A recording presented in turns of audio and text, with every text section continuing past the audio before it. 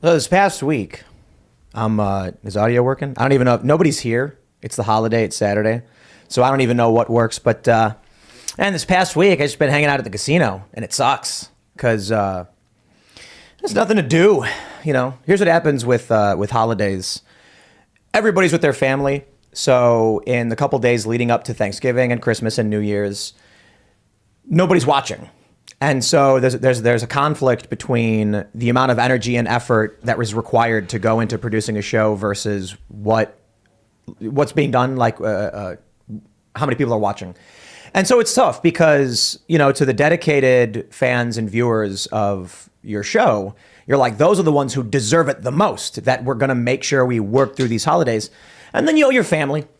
And your family and your friends want to do something. So this Thanksgiving, we had a Friendsgiving, kind of. We went out and got nice food, and it was cool. And then, we're doing family stuff as well, so it's like an extended break. And I think most of you get it.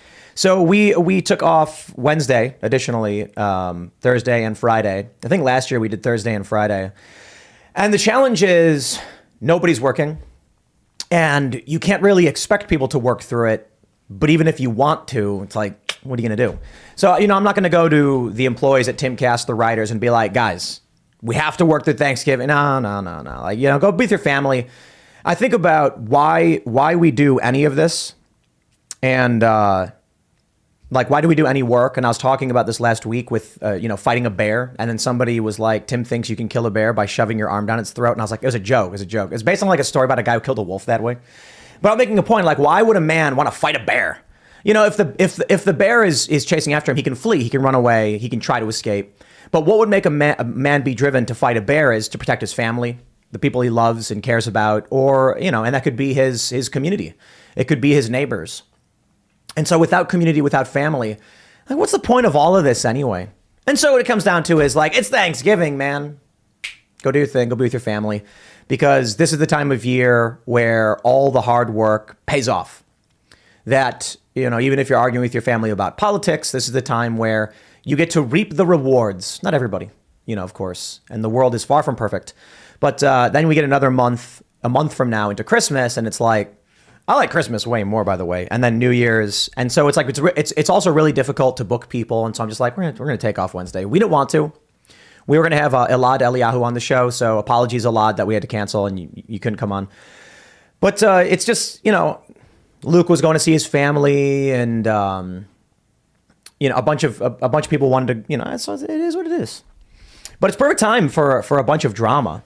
And what I've been dealing with this past holiday has been death threats and that kind of stuff. But I figure I'll just hang out and I'll just hang out. Long story short, I haven't worked all week. I'm really bored. And so I'm like, I've been waking up and just sitting there. I've been playing Spelunky, and I'm like, not working sucks. But at the same time, you got to I'm a workaholic, want to constantly be building something no matter what it is. So I have been working behind the scenes. More importantly, Cassandra Fairbanks has been working behind the scenes. She wrote a story about Kanye West. Kanye actually retweeted it. Amazing work. Cassandra's a boss. One of my best friends. She's amazing. And, for me, I just been chilling. And so I went to the casino. We had a Friendsgiving. We had really good food. I was at the casino, and I'm just like sitting there bored. And I want to give a shout out to a couple people. And I was playing something called Mississippi Stud. And I was down a lot. And I was like, oh, this is so brutal. Like, I'm getting raked over the coals. Like, how is this possible?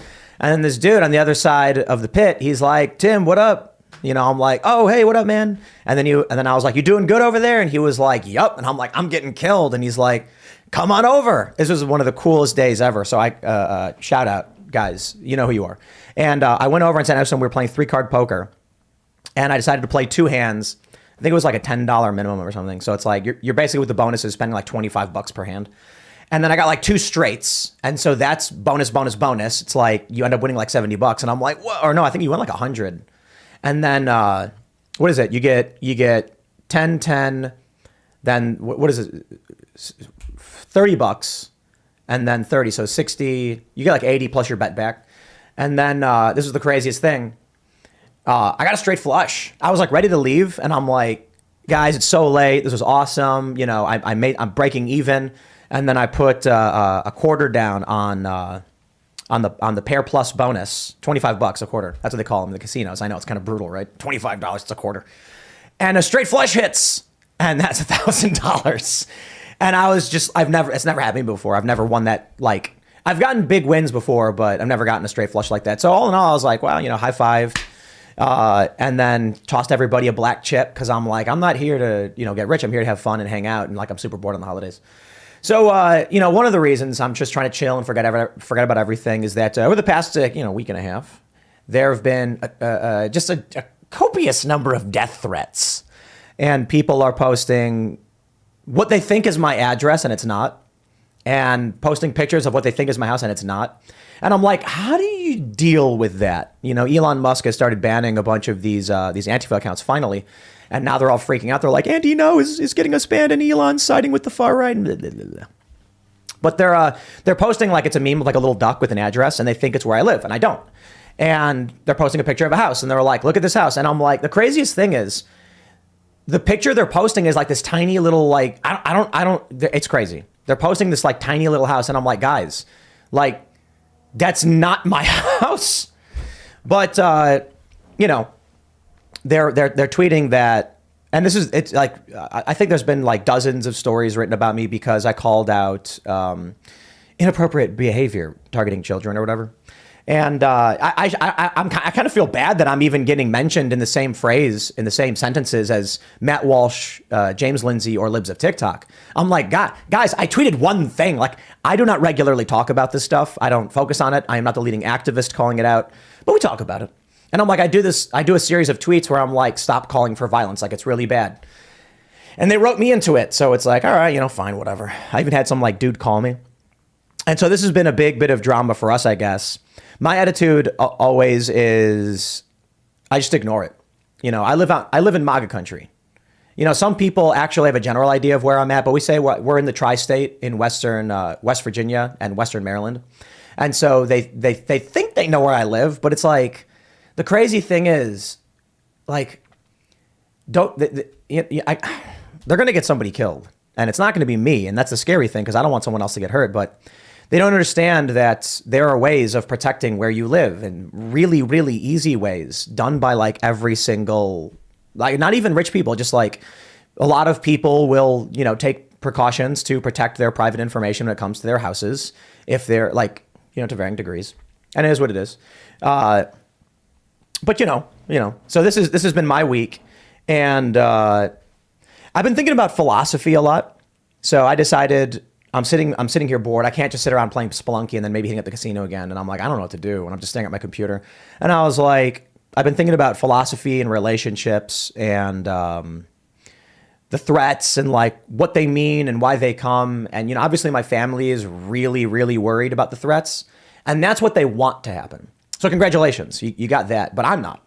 I have guns. And, I live in MAGA country, so, I tweeted about this. I'm like, the idea that some Antifa soy boy is going to show up to the MAGA country mountains, like literal mountains of West Virginia, where I am like, my actual house is surrounded by right-wing nut jobs. And I mean that as a term of endearment. Shout out. Like, I am not worried about any of this. The funny thing is, like, to the people where I live, I'm the leftist. And y'all who watch know that. You're like, yeah, Tim's not a conservative. And I'll be like talking to them. They'll be like, well, I think you're wrong about that. But, respect. And that's an interesting thing, too, about, we had Milo on. And Milo said something like, I can't remember exactly how he phrased it, but fighting for something similar or something like that. And I thought about that, and I was like, I think Milo and I are actually fighting in a similar direction, but for very different things. But we like, our worldviews are tolerable of each other despite being in disagreement. So what I should say is, like, obviously there's some things that we agree on with, like Trump and stuff like that. But I've never been like the staunchest pro-Trump MAGA hat wearing guy. I've just been like, Trump is clearly the better option. And these days it's like, maybe it's DeSantis, maybe it's Trump. DeSantis for a lot of reasons, we'll see. And Milo is very much like, no DeSantis. So, the way I see it is like, if the Trump brigade, MAGA country, all that stuff took over, I'd be like, well, I'll be arguing with you, but we get along peacefully. And I think, obviously the media wants to lie about what Trump supporters and the right actually want to do. And it's funny because most of these, Trump people and right wingers don't even protest. So the idea that they would go out and do anything violent, it's like, oh, they're crazy people. Crazy people do crazy violent things for sure. But like the average conservatives probably just wants to be left alone. And so things are, starting to get crazy with the escalation. And anyway, yeah, so I was thinking about that. And, all the drama results in people trying to target me and my family. And that's the thing, so I guess to go back to the mountain thing with the house. I'm in this neighborhood, I'm in these areas where it's West Virginia. The people there are like endearingly called by other people right-wing nut jobs. Like as a gag, it's like they're taking back the phrase. But what they mean is like, is there people who have like MAGA flags, Trump flags, FJB and stuff like that? If someone posted that they were going to, all the stuff that's going on, I'll say this, people are saying, and it's worrying too, to a certain degree, they're like, oh boy, make my day. And I'm like, no, guys, like you don't want to make my day. Like that kind of idea. The idea is people are actually under the let me try and be careful, like make sure I phrase this properly when I say it the first time. They're ready. And they're like, anybody wants to come and threaten my, place, these Antifa guys, these far left extremists, they're going to regret it. And I'm like, yes, but we want to make sure law enforcement handles everything. So my biggest fear is these dumb young people, these dumb Antifa people, they really don't understand that if they show up into West Virginia, if you cross onto someone's private property and you're in Antifa gear, like they have a right to defend their property, themselves and their family, and every reason to assume you mean to do harm. I'm worried what that results in, and I don't want. So like, I just say this, like, I'm not worried about the threats or anything like that. Because my attitude is like, you showing up is a bigger risk to you, and I'm trying to protect you. I have zero fear at all. Not only am I armed, especially, I live in West Virginia, a constitutional carry state, but I'm surrounded by people who are like 10 times more armed than I am. And that's funny because like conservatives are like, I shouldn't say conservatives, gun aficionados. There was a video someone made and it was like correcting, calling Tim out on like stopping power. And then I thought the video was fun. I didn't watch it. Someone sent it to me and I was just like, dude, I don't know anything about guns. Like I am not a gun guy. I'm like very staunchly pro QnA because I think we need to understand the rules by which we can all agree to abide by and everything. So I know like very little about guns. And I know like more than the average person, obviously. I can tell you certain things. But like, I can't even, it's like we're talking about crew served. We were calling them belt fed machine guns. And people are like, they're called crew served machine guns. And I'm like, bro, I don't know. I read a news article that was talking about Nancy Pelosi wanting those big guns that the belt feeds into. I don't even know what kind of round they use. And then people told me things in Super Chat. I'm like, I don't even know. So, anyway, all that stuff's going on. And there's been some stuff that I've been tweeting, and it's funny. It's like it's so crazy that everybody thinks everything is about. They think they know everything. I don't mean that in the sense of like everybody thinks they're the smartest person. What I mean is when someone hears something, they apply their worldview to what they hear, and they make an assumption that that thing applies to their worldview. I'm not saying that as a negative. I'm saying that's like just like a kind of thing that humans do. And so, I've tweeted a few things. I tweeted, one of the things about being successful is that you learn who your real friends are and you learn who's truly evil. And then all of a sudden, a bunch of people start talking and saying it's about this person or that person, this company or this individual. And it's just not, but this is like normal drama stuff.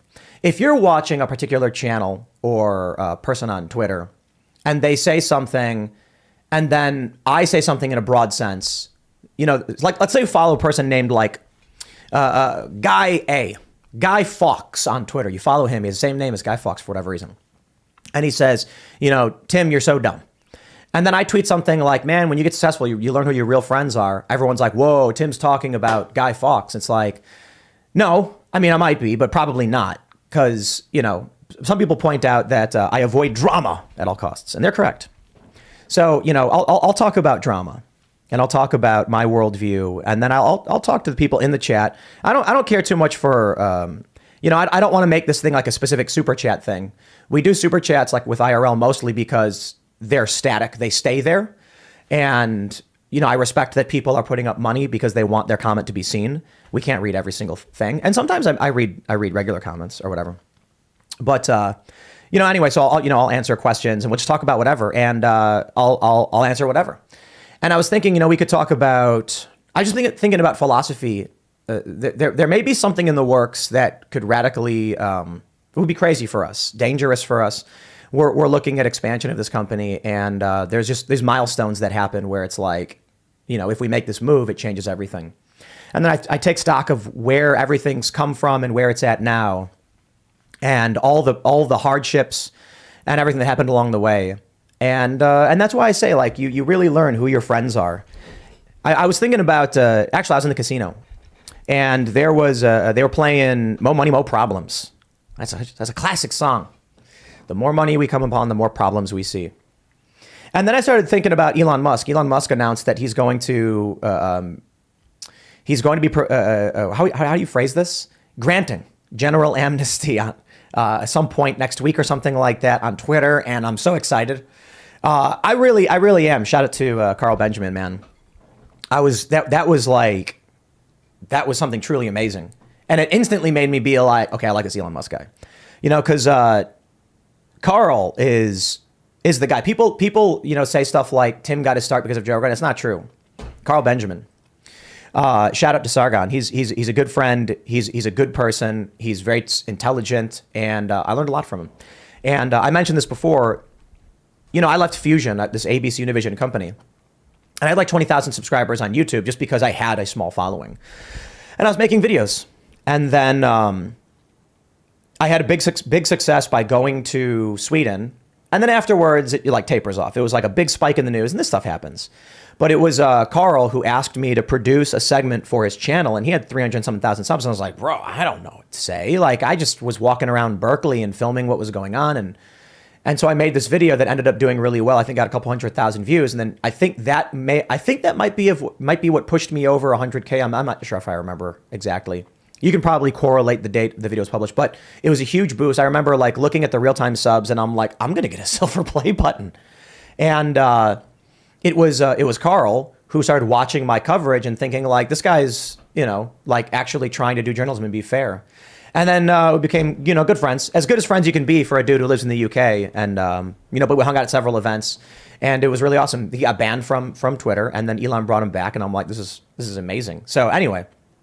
Elon announced the amnesty stuff, and then I said, we're going to set up all of our company corporate accounts and staff accounts with Verified, the ones who need it, and Twitter Blue, so they get access to those features under two circumstances. The first is that he provided amnesty, he freed the political prisoners, which he's doing. And the other was that there's going to be features that are actually worth paying for. I'm not just going to give the dude money, just because. But, there are features that verified users get, and if he does it right, okay. The official verification, I roll my eyes at, because it's basically two verifications. But I want Timcast News to get that as well, if any other news outlet's going to get it. But anyway, yeah, we're going to give all of our core talent, all of our shows, we're going to get them verified.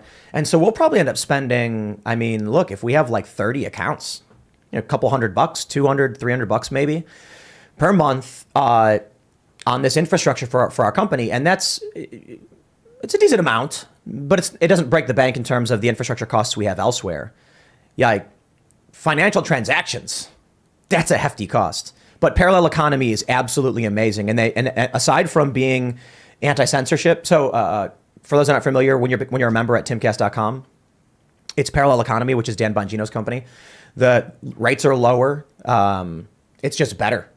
But those fees are expensive. Internet is insanely expensive. People don't get it. Like, to have a reliable internet, not get it cut off, and want to do high definition streams is like really expensive. But yeah, I'm excited for Twitter and this general amnesty, and it feels like we're coming back. So shout out to Elon Musk. I forgot why I started talking about Elon, but let's talk about with Sargon and how things got started, and then we'll talk about the lessons I've learned. Mo Money, Mo Problems. Listen to that song. That's what it was. I think about Elon Musk. The reason I brought up Elon is because people started pointing out that clearly Elon's not doing any of this for money. He's driven, and he started PayPal. Yeesh. Okay, but I'm glad he was successful because I like what he does now. Space travel. That me and Elon, I believe in him. I was thinking about this too. People ask me, is there, who did you look up to? Who do you admire? I'm like, I don't admire and look up at anybody. But I can't say that's true for Elon. I absolutely admire the man now because I've been complaining about this for a while. Where are the powerful individuals to take a stand and stand up for the values of meritocracy and individuality and liberty? And there are people who do, of course. I'm not saying no one does. But Elon, man, that dude really took a great risk. It's clear that he's doing stuff because he wants to do it. So, I respect. But that's why I bring up the Mo Money, Mo Problems. Anyway, going back to that. I remember when I was younger and I heard that song and I would talk about it with my friends and they would say stuff like, it really is stupid. Like, we understand there are headaches involved in money, but like, seriously, worse than not having health care and all that stuff. True. That's true. When you're broke and you can't afford a broken bone or you can't afford insulin, it's like, yeah, Mo Money, Mo Problems, my ass. But it is true that Mo Money, Mo Problems. Something happens. And I can't remember who we had on. We were talking to somebody. I can't remember who it was. And they said that something in the psychology of individuals change based on like class and hierarchy. And I wonder if this has something this overlaps with Jordan Peterson's ideas about lobsters and natural hierarchy that exists in biology. And that people view social status as a natural hierarchy. So, basically what I mean by Mo Money, Mo Problems is, things that probably wouldn't matter to you and your family get turned into nightmare scenarios when you're more successful. Everybody comes out of the woodwork. That's a saying that's a saying they have about people who win the lottery. People who become successful. And I think this is a reason why people who win the lottery break down and have problems, though things have been changing, they've been figuring it out. The one lesson I've had in success is that everyone around you all of a sudden says they're owed something. And you have to wonder, do I owe them? Like I got to take care of people. I do owe them something. Like, I don't deserve this. So there's a few restaurants around here that we go to, and I'll give a shout out. Final Cut Steakhouse, we love them. They're at the casino, and Dutch's Daughter, we love them. It is just so good, and I always tip massively, like massively, and I don't do it for favors. I do it because you're supposed to, because you have to,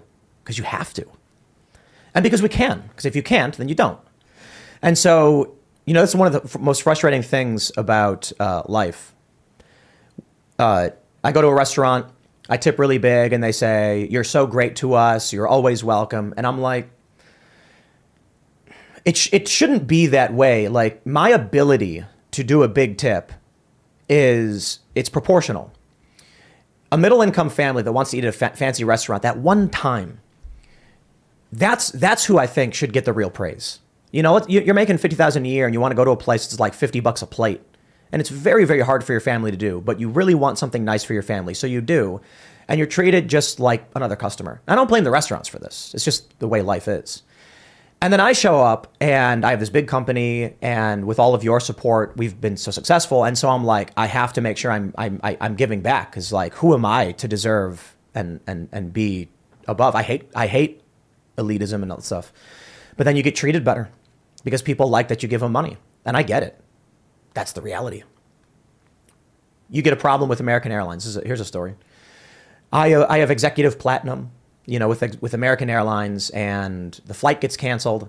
I get a special phone number to call. Ooh, executive platinum. Not concierge is their true top tier. But they skip me in front of the line. They get me a first class seat, and they say, "You're one of our best customers. We take care of you." And that's loyalty. So I get it. I do. I just hate the way that it's that way. But in reality, what happens is this. You might not be executive platinum, but there is one way you get your way: when you have Twitter followers. And that to me is just like, it's so insane that we've created this numerical value to social worth that, I get kicked off a plane. I shouldn't put it that way. I should say, like, the plane gets blocked, there's the storm, or it's canceled. And then I just put up a tweet like, hey, American Airlines, like, what's going on? I can't, get a plane ticket. Oh, I get a phone call in 2 seconds. We've taken care of you. And that's a problem with this world. It's a problem that breeds cancel culture.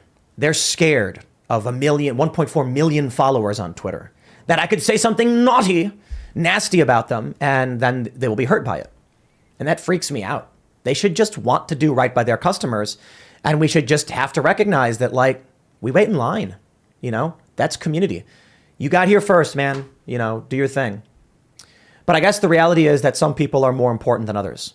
And I know a lot of people might say that that's a harsh thing to say, but the guy who runs the factory and knows, or the scientist who has the cure for cancer is more important than the janitor. But I don't mean like life worth or anything like that. I just mean like in terms of curing cancer. You know what I mean? It's one of the questions in the trolley problem. If there's, you know, they say, let's say 1 person on a track and 5 people on a track, you guys know the trolley problem. Would you pull the lever to save the 5 people who killed the 1 person? And there's many variants. One is there's 2 men, you know, or there's 5 men on 1 track, and then there's 1 man, but that man has the cure for cancer, you know. So letting the 5 people die. Or it's like the train is going to run over the 1 man who has the cure for cancer, but you can pull the lever and run over 5 people. It's like a brutal question. So I feel like because of that, this is always going to be that way. And we can try to escape it and claim that there's some utopian world we can live in communism. It's never going to happen.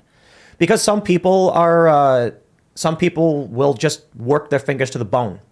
Some people will jump on a landmine, or not a landmine, a grenade, to save their friends and family. Some people will run to burning buildings. Some people will put on a badge and go into the most dangerous neighborhoods to try and save a woman who's being beaten by an ex lover who's gone rogue. And some people will go to war to defend what they believe in. I do feel like we're losing a lot of that. Community is breaking down. But there are some people who are like, there are other people who are more important than I am. And there are some people that will always hate you. No matter what you say, no matter what you do, there is nothing you can do about it. Big corporations learn this lesson. So when drama erupts, they don't say anything. I worked for Vice. There was a, let me just, you know, we'll be as transparent can be. There was a guy who worked for Vice who was accused of rape because he went on a podcast and said he raped somebody. And I said, get rid of this guy. Like, I mean, that's a crazy thing to be behind. And they were worried. And so, you know, I think ultimately what their play was like, we're going to say nothing.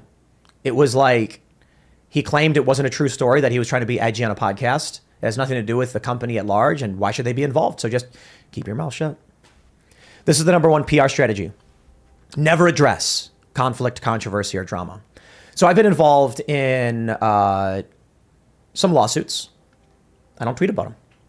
It's bad legal strategy, but also I don't think you care. And so, you know, I'll mention this. You know, people wonder why there are a lot of channels that do drama, and we don't really. And it's because there's a lot of people watching right now. It's a Saturday morning holiday hangout. Welcome to a free podcast or whatever you want to call it. I'm not even recording it. It's just live with about 12,000 people watching. If I were to come and start talking about like this beef I had with some person you never heard of, you'd be like, what is this show? And so that's why I try to tell people like drama isn't a path towards a successful show. Unless you're trying to be a TMZ. It works if you want to do drama. But if you want to do a show and you want to be in the political fray, then you have to just stay away from it. And that's my advice to all channels. Because, you know, imagine if we did Timcast IRL and we get like, we average, I think like 40 to 45, like 1,000 live viewers or whatever. Not the biggest we've ever had. We like in election season of 2020, January, I think, may have been one of our biggest months. Our biggest month ever was last month for Timcast IRL, the biggest ever been. It's crazy. During the election, we were getting like 100,000 concurrents. Truly crazy. But imagine if we did these live shows where I was like, you know, my neighbor has been throwing mud in my yard. You'd be like, I don't know your neighbor. It has no impact on me or my family. I don't care about the mud. So interpersonal drama is uninteresting to people, you know. A lot of people like it, for sure. And a lot of people live in that drama world. And if that's your thing, like, you know, more power to you, do your thing. I never wanted to be in that world.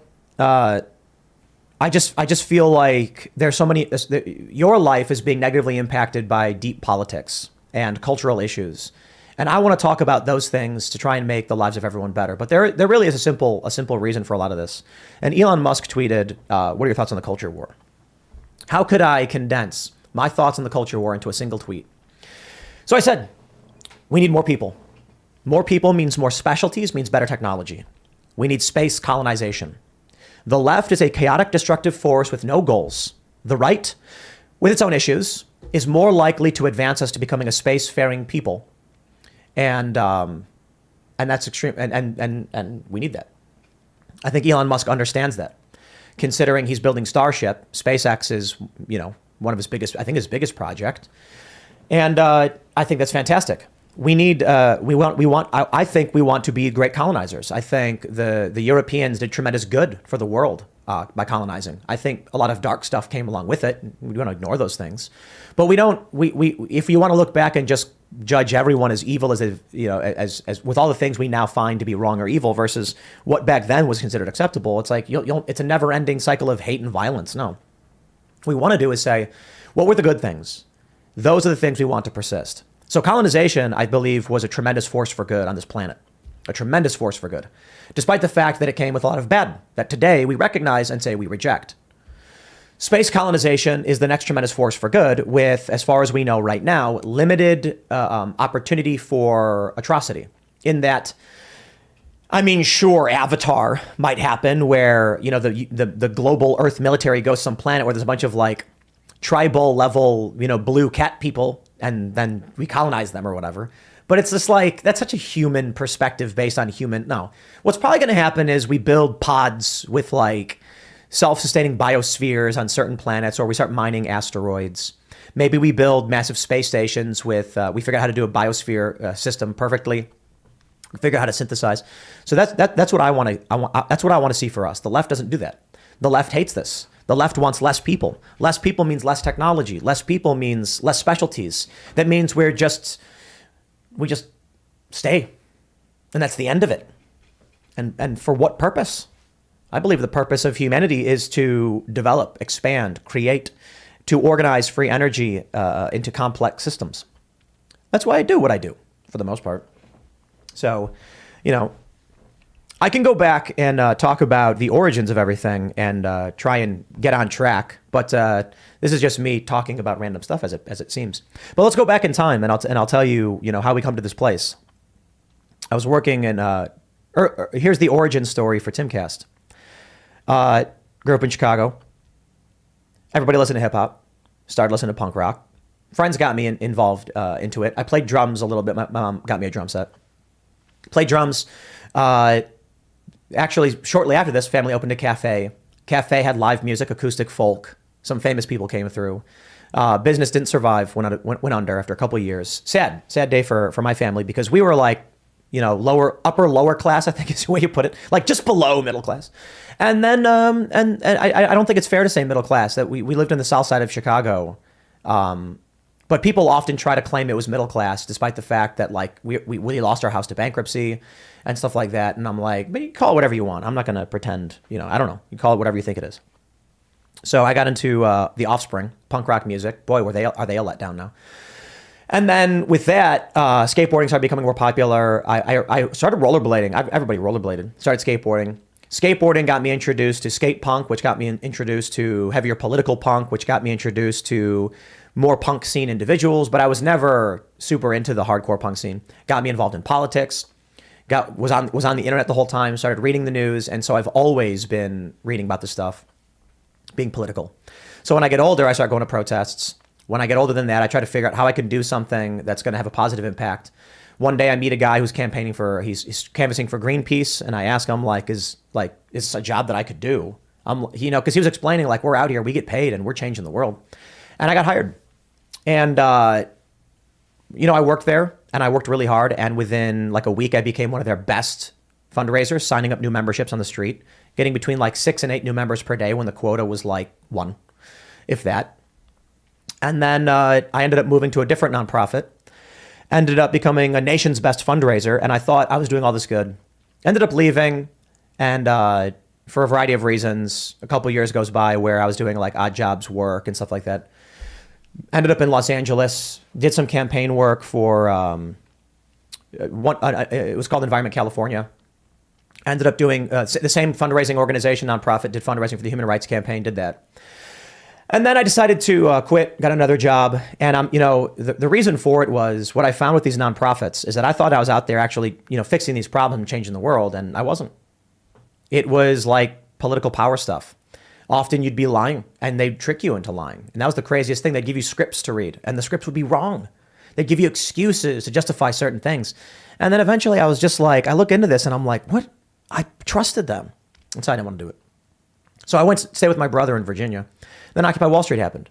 And I was playing Fallout 3 and I was just like, awesome game. And I'm like, I don't know. I started making skate videos. I made like some trick tip videos. I've always been a video editor and decided to go up. And that's it. And then so I started live streaming and I'll give you the quick version. Live streaming was mainly because I didn't have enough storage on my phone, never anywhere to put the videos I recorded, but I felt they needed to be recorded. It was really cool. The live streams I started doing within like a week, I had 2,000 concurrent viewers watching me live walk around the park. And I was like, I don't know what I'm doing. But apparently people liked that I was filming and explaining what was going on. And so people would see, and then I'd give them, context about what's happening. When the park got swept up, Time Magazine featured my live stream on their front page, which eventually went viral and then was actually syndicated on a bunch of different TV networks around the world as footage of what was going on after the park had been raided and cleared out. And this resulted in Time Magazine nominating me for the Time 100. It is what it is. I don't know. Some people are going to say that it's a humble brag or something, but they did. And I was featured in Time's Person of the Year, The Protester, as one of 6 features. So that was tremendous. And I was like, what do I do? Everybody in the media industry wanted to hire me as the flavor of the month. And I'm just like, I'm not interested in doing any of that. TV shows like, hey, come on and be a correspondent, do a TV show, do a book. And I'm like, only under these terms. And they were like, we're not giving you that. And I was like, then I don't want to do it. So I spent a year just doing my own thing. And after that, I realized I was broke because you don't make money. I was making like $5 a day. I tried to make YouTube videos, didn't work. You can see the early YouTube videos on my main channel. And they're like, whew, boy, do I look young and thin. How about that? And they'll be there forever. And so I went to Vice because I knew someone there. They said, we'll put in a good word. We'll see what happens. I went to Al Jazeera English because they were launching a new thing. And some journalists I knew said, you'd be a great fit. But Google was also offering grants. And so that was an option as well. I went to all of them, and they all made offers. But I knew Vice was the right choice because Vice was doing Verite and hosted documentary stuff. And I was like, that's the component that I need. And that's a hit. I loved their docs back in 2011, 2012, 2012-ish. And so then wasn't really going anywhere. But this is my understanding of what happened. Google was going to make me a Google subsidiary or something. I don't know. I don't know how it was structured back then. Was going to make me a grant offer of like $200K or something. I don't know if that's true, but this is my understanding. And when I went to Vice, hearing this, went to Google and said, you're going to give that dude money on his own? Give us substantially more money, and we'll turn it into a whole YouTube channel, Vice News. They had already been planning on doing Vice News, but Vice News was supposed to be HBO runoff. Whatever didn't go to HBO, that didn't make it, they'd put on Vice News because they didn't want to waste it. When I came around, they said, they had me go to Turkey. They offered me the job while I was in Turkey. And it shattered viewer records for them or something like that. I was live streaming the Gezi Park protests and they were like, okay, we got something. And so when I came back, they were like, you're our first hire for Vice News. We are going to change this and turn it into field reporting. So that was because of me. Not like I was the leader who put all the pieces together, but that's why I say founding member. I didn't create Vice. I didn't create Vice News. I was the first person they hired for it under the specific field reporting thing. And then they brought in this guy, Jason Mojica, to run it. And I guess they went to Google and said, give us money and we'll do that instead. And then Google's like, that's way better because Vice was slaying it on YouTube. And they said there's an opportunity for premium content. Plus this guy, Tim, I'd been consulting Google on live streaming stuff. So it worked out. Worked at Vice for just over a year. And I think I didn't feel like what I was doing was being managed properly, shattering records and stuff like that. And they weren't able to accommodate me the way that I wanted. And I don't blame them for it. Long story of it is I said, I want to be doing more documentaries. I'm not just going to come here to do what I already do. I came to Vice not because I wanted to get a salary. I came because I can live stream. I know the tech. Me and my friend invented some stuff and some methodologies and technology. We were making a mobile app.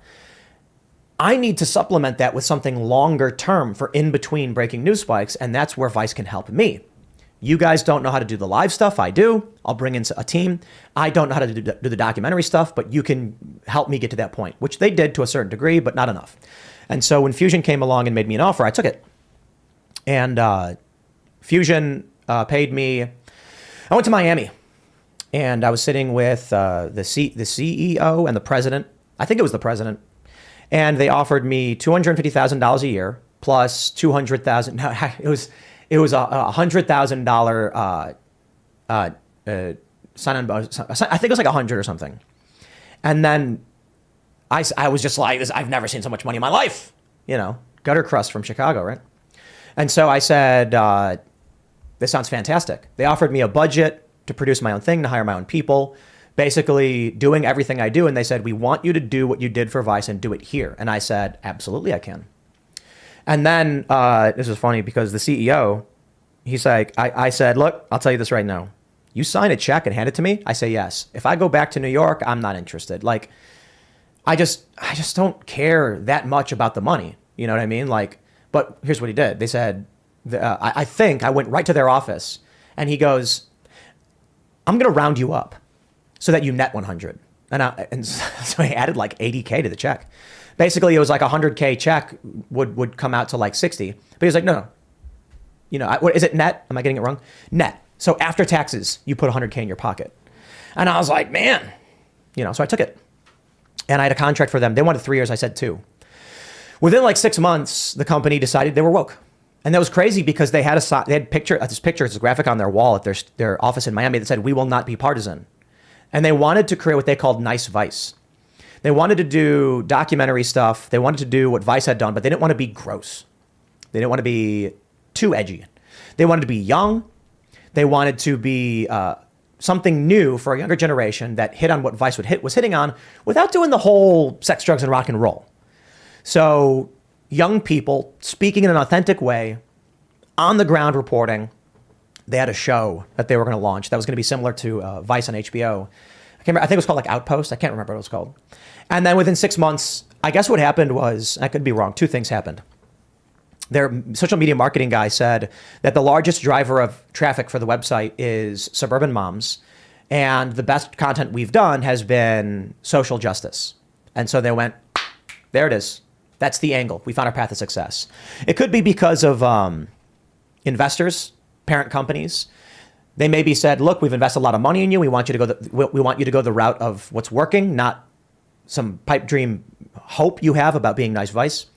But all of a sudden, they had a video about trans kids that got like 100K views. And then there was just excitement exploded. And it was like, this is it. More of this. And I was like, okay, well, I don't do that, right? You know, we went to Fukushima. I brought Luke with me. It was really cool. And hopefully my thyroid stays in good shape.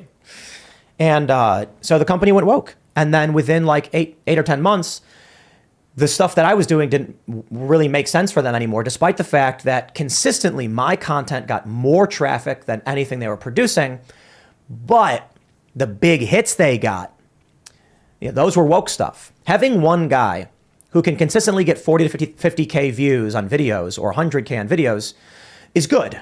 And they liked it, but they were like, well, they had a choice.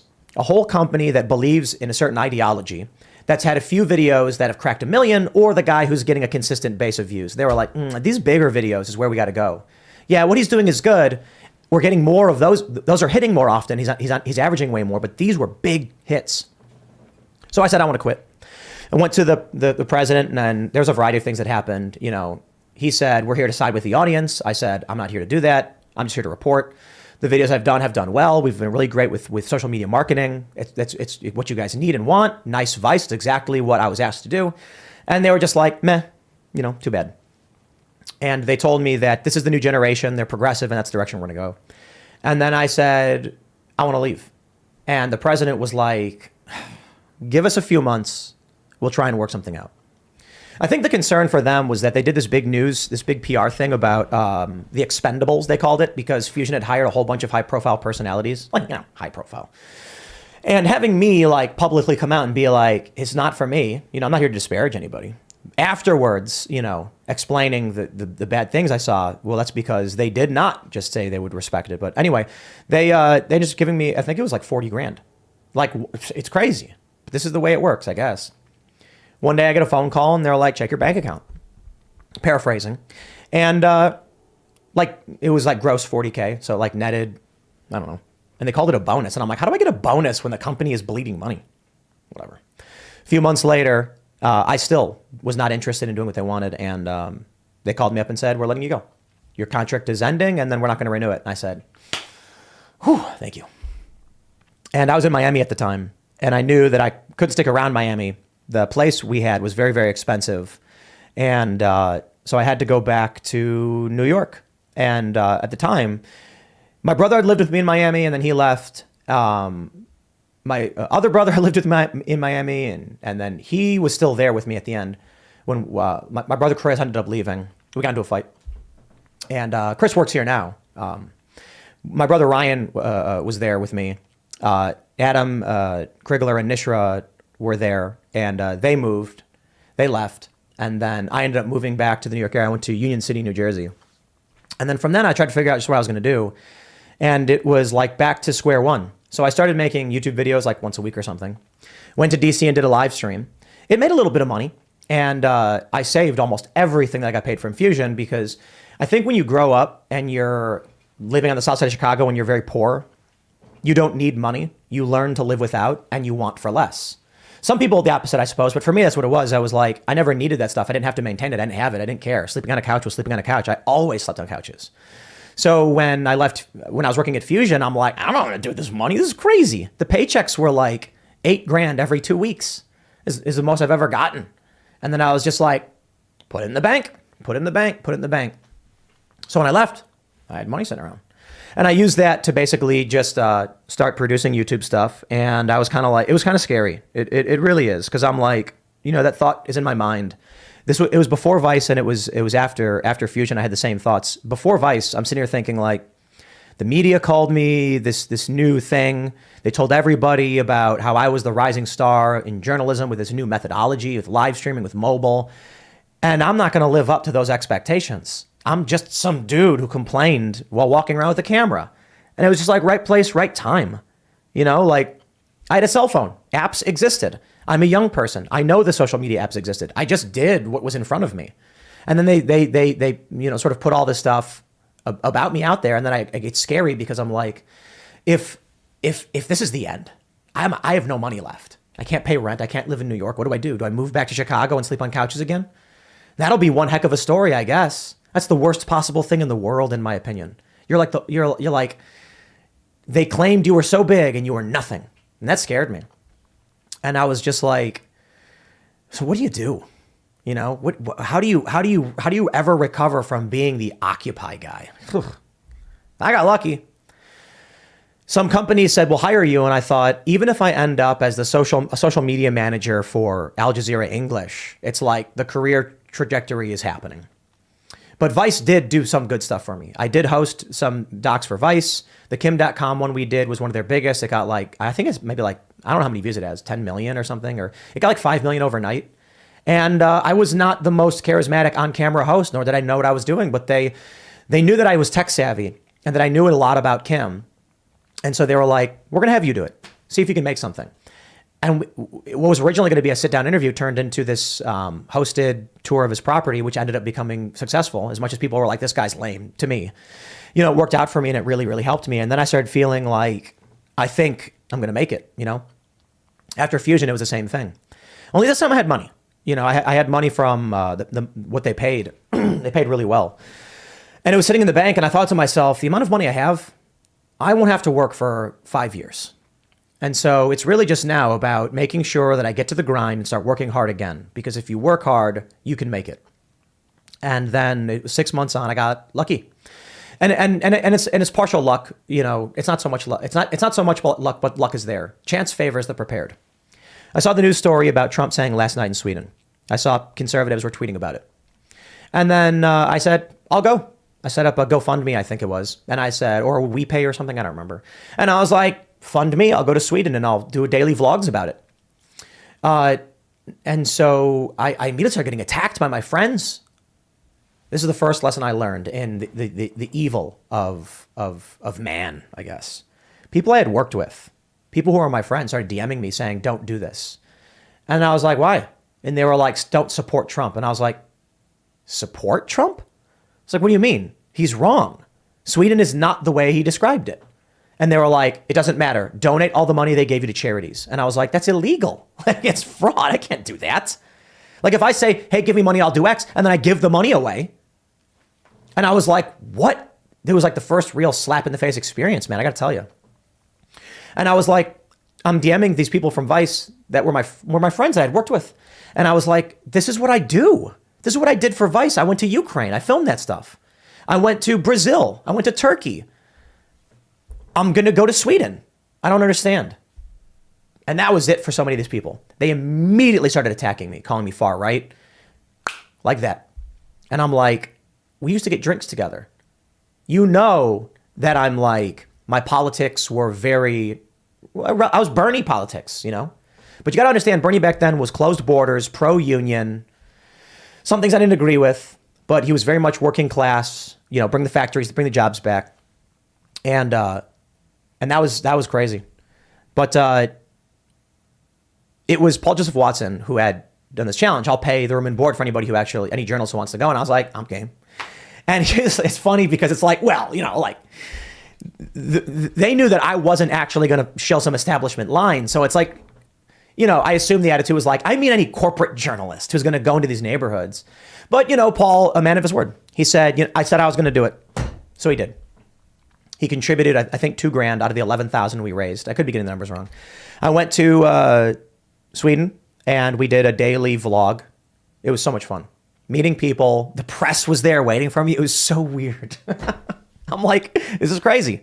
Just walking around Sweden. It wasn't as bad as everybody thought it was. But crime has gone up for a variety of reasons. And it's not so much the Afghan refugees, but they were causing issues because they have a practice, the youth have a practice of where they rape each other. And so that was something that started happening in Sweden. But the crime was due to largely the children of refugees from the 90s who weren't properly integrated by the government.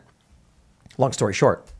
And so, it was funny because Huffington Post, Slate, a bunch of these leftist publications, all of a sudden stopped insulting me and actually started praising me, saying, you know, Tim Pool goes to Sweden, finds a whole lot of nothing about what the right was claiming and all that stuff. And then I met up with a guy named Shang Frink. Sorry if I'm getting your name wrong, buddy. And all of us, we went to I think Rinkeby? I think it was Rinkeby. And we got threatened and people were yelling at us and we were advised by the police to leave and the police escorted us to our car, later claiming they didn't, but I filmed it. And they said, oh no, we just happen to have been going that direction. Maybe, fine. But maybe it was a language barrier thing. I said, they were like, you need to leave now. If they call friends, start throwing stones, we can't stop them. And then I was like, okay, we weren't filming them. Like they tried claiming that I went there and filmed people without their permission. It's so insane. We had cameras though, and the cameras were being held down at our side. And I had the GoPro on a gimbal. So when the police started escorting me, I started filming myself saying, this is what's happening right now. The police drove slowly behind us. It's all on camera. We got to our car and we left. And then the media turned on me. It was funny. I was scheduled to speak in some talk show at night. And I think they wanted to cancel it because they're like, oh no. At first the narrative was Sweden's beautiful. Next thing the narrative was, oh no, we got escorted out of a dangerous neighborhood they all knew was dangerous. But I still said the same thing on their show. I said, it's exaggerated. Everything they're saying about the crime is just way over the top. You know, look, I think the issue is in America, we have crime that's so bad that when we hear crime gets worse in Sweden, we view it from our perspective. We view it from, if we have 800 murders in Chicago, then we hear Sweden had an increase of murders in 1,000%. We view that from the perspective of Chicago with crime and murder all over the place. When in reality, it was like from 1 to 10 murders. Bad, of course. And a big increase that freaked out many people in Sweden. But when I got there, I was like, I respect that you're upset. I respect the crime did increase. I think the people in the United States don't understand. It's not as bad as they think. And they had me on the show or whatever. But this was a big success for me, obviously. I came back and all of a sudden I had like 40,000 subs. The views quickly dried up because I wasn't doing on the ground stuff anymore. After Sweden, I went to the UK and I walked around filming just general vlog stuff. A lot of just me talking, not too dissimilar to this. And the views started going down, and I was like, how do you maintain a vlog? The idea was like, can I do from this a daily vlog? Because that was huge at the time. Like Casey Neistat was like really changing the game. Can I do a daily vlog that is a news angle where I'm exploring these things? So we went to France and went to France and did this whole, migrant story, and that did well. I was getting a decent amount of views. And went to a few other countries. Luke Rutkowski was there. Lawrence Southern was there. There's a few other people. We would see each other all the time. We didn't like coordinate with each other to be in the same stories. It was like, these are the stories you go and cover. So, when I came back to the US, there were news stories that weren't on the ground that were becoming prominent, political. And so I put my GoPro off the gimbal and I put it on top of my monitor and just would be like, okay, if I can't do a vlog, I'll do a 10-minute quick thing and then upload it. And the performance on those was exponentially better than walking around trying to film random things. And I didn't want to do that though. But as time went on, I started doing it more and more. And then I noticed that other people had multiple channels. And I said, all I do is every day I wake up and I read the news and then I talk for 10 minutes and then I'm done. And here's the crazy thing. Around this point is when I started making money. I was making, I think, like $50K a year on average. I had a Patreon. So, you guys who supported me back then, sincere thank you so much. And I was sitting there thinking like that fear that after I leave these companies, I couldn't make it was gone. I was like, that's it. If this is all I ever do, I can pay my rent. I can buy food. And I think I'm on the right path. Things are moving up. I remember looking at my Google Analytics and seeing that like my YouTube video was getting $50 per day. And it was like today's payout $45, today's payout $63. I was like, holy, this is amazing. It's like $60 in one day. And I'm like, I'm reading the news and I'm talking about this stuff. So I launched a new channel, this one. You can go look at the earliest video. It's like I'm playing Hearthstone. And I was like, I do other stuff. I play Hearthstone in the mornings. Why don't I just stream it and do something that's not political? And then typically what would happen is I would try and make a video, a segment, and it was heavily edited. And it was so hard to do. It took like 2 hours to make a 10-minute video, like no joke. And then I would talk for 15 because I would like edit and cut it down to like 10. And if it wasn't 10, I'd like, man, what do I do? And it was hard. It was really hard. But, I figured it out. So what happens is throughout the day as I'm researching the news, I would always find other stories that were really interesting, but just never made it to the level of like the top story. Donald Trump does backflip. Okay, that's the big news. Then there's, gamer banned for saying naughty word. And I'm like, well, that's a story I'd like to talk about. Now, you know what I'll do? I'll just start recording whatever and throwing on my second channel because whatever. And it was crazy. Within a couple of weeks, I was getting 50,000 views on these videos. And I was like, what? This is nuts. Profound moment, man. I was, man, it's crazy. I remember one day looking at the money that was coming in, and it was like $8,000 in the month. And I was just like, holy crap. I don't need these companies. $8,000. I'm like, I'm going to make $100,000 this year. And I'm just doing these YouTube videos, man. We tried doing some other things. We launched a podcast called the Culture War Podcast. We did like 13 episodes. Wow. It's kind of crazy to think back then. Once a week. And we were getting like 10K downloads, I think. And I think it was the name. The Culture War Podcast. People were just clicking it. And stopped doing it. We were booking guests. And I think we had Coleman Hughes on. Coleman, shout out. Awesome dude. We had a few guests. And ultimately, I could not do it. It was so hard to do a morning show and a night show. It was just so hard. Even though it was once a week, I was just like, man. And so, all of a sudden, I think I had like 180,000 subs on youtube.com/Timcast. I had like 100,000 on this channel. And I decided to move to buy a house. Like I was making six figures. So 100K, I was like, I got to be smart about this. And so I saved up. I was really excited. And I saved up a down payment on a house. I had dipped into a lot of my savings to get to that point, mind you, from Fusion. And so I got a house in Deptford, in South Jersey, right on the other side of Philadelphia. It was $300,000. It was awesome. And brought my brother and a friend with me. And it was mostly just, me doing my thing as per usual. And that was it. Like with those two channels, and this is the crazy thing, 187,000 subs, I think it was, and like 100,000 subs on the Timcast channel. I was making $300,000, $400,000 a year. Crazy, man. And that was it. I was done. I was like, I am complete. It's crazy. I'm making more money than I'm making at Fusion. I have no bosses. I had a projector on the wall to my left, playing the news 24/7. I used to have CNN on. And I was just like, I can't believe it. I almost couldn't believe it. But I guess when you work nonstop all day, every day, eventually just something happens. And I that was it. I think back to that point often because that was the point where most people would advise you to stop. And for good reason. You have a show. A successful show. Not the biggest show in the world. Actually, kind of small. 180K subs. But you are making low, mid six figures. Take the money. Shut up. You've done it. Of course, that's not me. And I said, I want to fix these things that bother me. I want to see a brighter and better future. I want to call out the lies, especially what I experienced working in the machine and what I experienced being subjected to with the Sweden stuff. I just said, I'm not gonna back down. One day, Joe Rogan has on Jack Dorsey, and he did a bad job. Dislike ratio is massive on YouTube, like 90-something%. So I made a video talking about it and explaining everything that was going on with Twitter and what Joe got wrong. About 4 or 5 years before that, Joe Rogan booked me to come on his show, Retro Occupy Wall Street.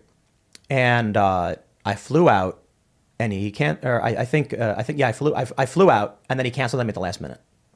And I said, he owes me no favors. I have to find my own way. I can't rely on other people, but it would have been awesome to go on the Joe Rogan Experience. This is back in 2011. A year later, someone tweeted, you really got to have Tim Pool on. And he said, yeah, I was gonna, but it didn't work out.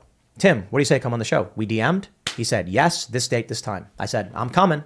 Bought my plane ticket, hopped on a plane. Right when I landed, opened my phone. Sorry, bro, got to cancel. And I went, I guess he didn't understand, I don't blame him. He didn't understand that I was like this broke, like low income dude who was just pushing through. And I was like, hey man, going on Rogan would be so big. Something that would really help me. And I got pissed. And then he unfollowed me because I was like, bro, are you kidding me? It's 2 times now. I've flown out here. And he was just like, didn't respond. I don't blame him. He doesn't owe me anything. Joe Rogan does the Jack Dorsey episode. I think I had about 180,000 subscribers. I had about, on Tim, as I mentioned, Tim Pool channel, 100,000 on Timcast. I made a video on the Timcast channel. I was doing 5 per day. I would do 2 20 minutes and 3 10 minutes.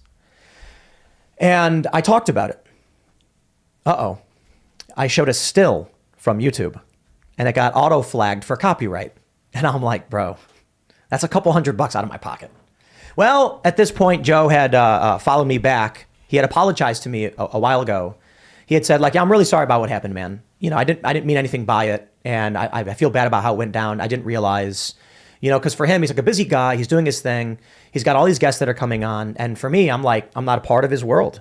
So, maybe if he had actually paid for the tickets and I had waited for that confirmation, it would have been better because then he could have been like, for me, it was like, I jumped the gun. I was like, no. So I DM'd him. I said, hey, you copyright claimed my video. Kind of need that money. And he hits me back and says, it was automatic. Sorry about that. Let me get it fixed for you. Then he hits me back 10 minutes later, like, can I call you? And I was like, what the? Joe Rogan wants to call me? And yeah. And we talked about Jack Dorsey and Twitter and the censorship. And I explained to him everything I said. I was like, it's not a made up thing. It's not conservative letter lying. It's actual bias. And the evidence is in Gizmodo, who wrote the story. That's on Facebook. They had been censoring conservative news stories. So it's plain as day that we're seeing it. And the other thing, too, is a lot of these culture warriors like Sargon, they're not far right like they're claiming. These guys are like classical liberal, center left in politics. So Joe says, finally after we talked for a little bit, he was like, yeah, it's like, I didn't realize, that it was so hot. I just thought I was having this guy on. And he's like, look, man, I really am sorry about what happened with you not coming on the show and all that. And I was like, look, Joe, he's like, you've never owed me a thing. And of course I was upset because I spent money. But I always view it this way, like, I can't get mad at you for not doing me a favor when you owed me nothing. And he was like, but we'll have you on someday, man. We'll get you on soon. I'll figure out the schedule. And I was like, look, I will never ask. You hit me up anytime you want me on the show, and it would be obviously really, really good for me. You know that. But it's your thing. And he was like, right on, man. It was good talking to you. And I was like, thanks for getting the strike removed. And then I'm in my boxers eating a burrito. No, not really boxers. Well, I was in like gym shorts. I was playing World of Warcraft. What was out back then? Was it, what was out back then? Oof. Warlords of Draenor, maybe? I don't know. I don't think it was Legion. It might have been Legion. And, my phone rings and it's Joe calling me back. And I'm like, oh, snap. And I answer it. And he's like, do you want to come on the show this week? I can't remember what day it was. I think it was Friday. He wanted me to come on the show or something.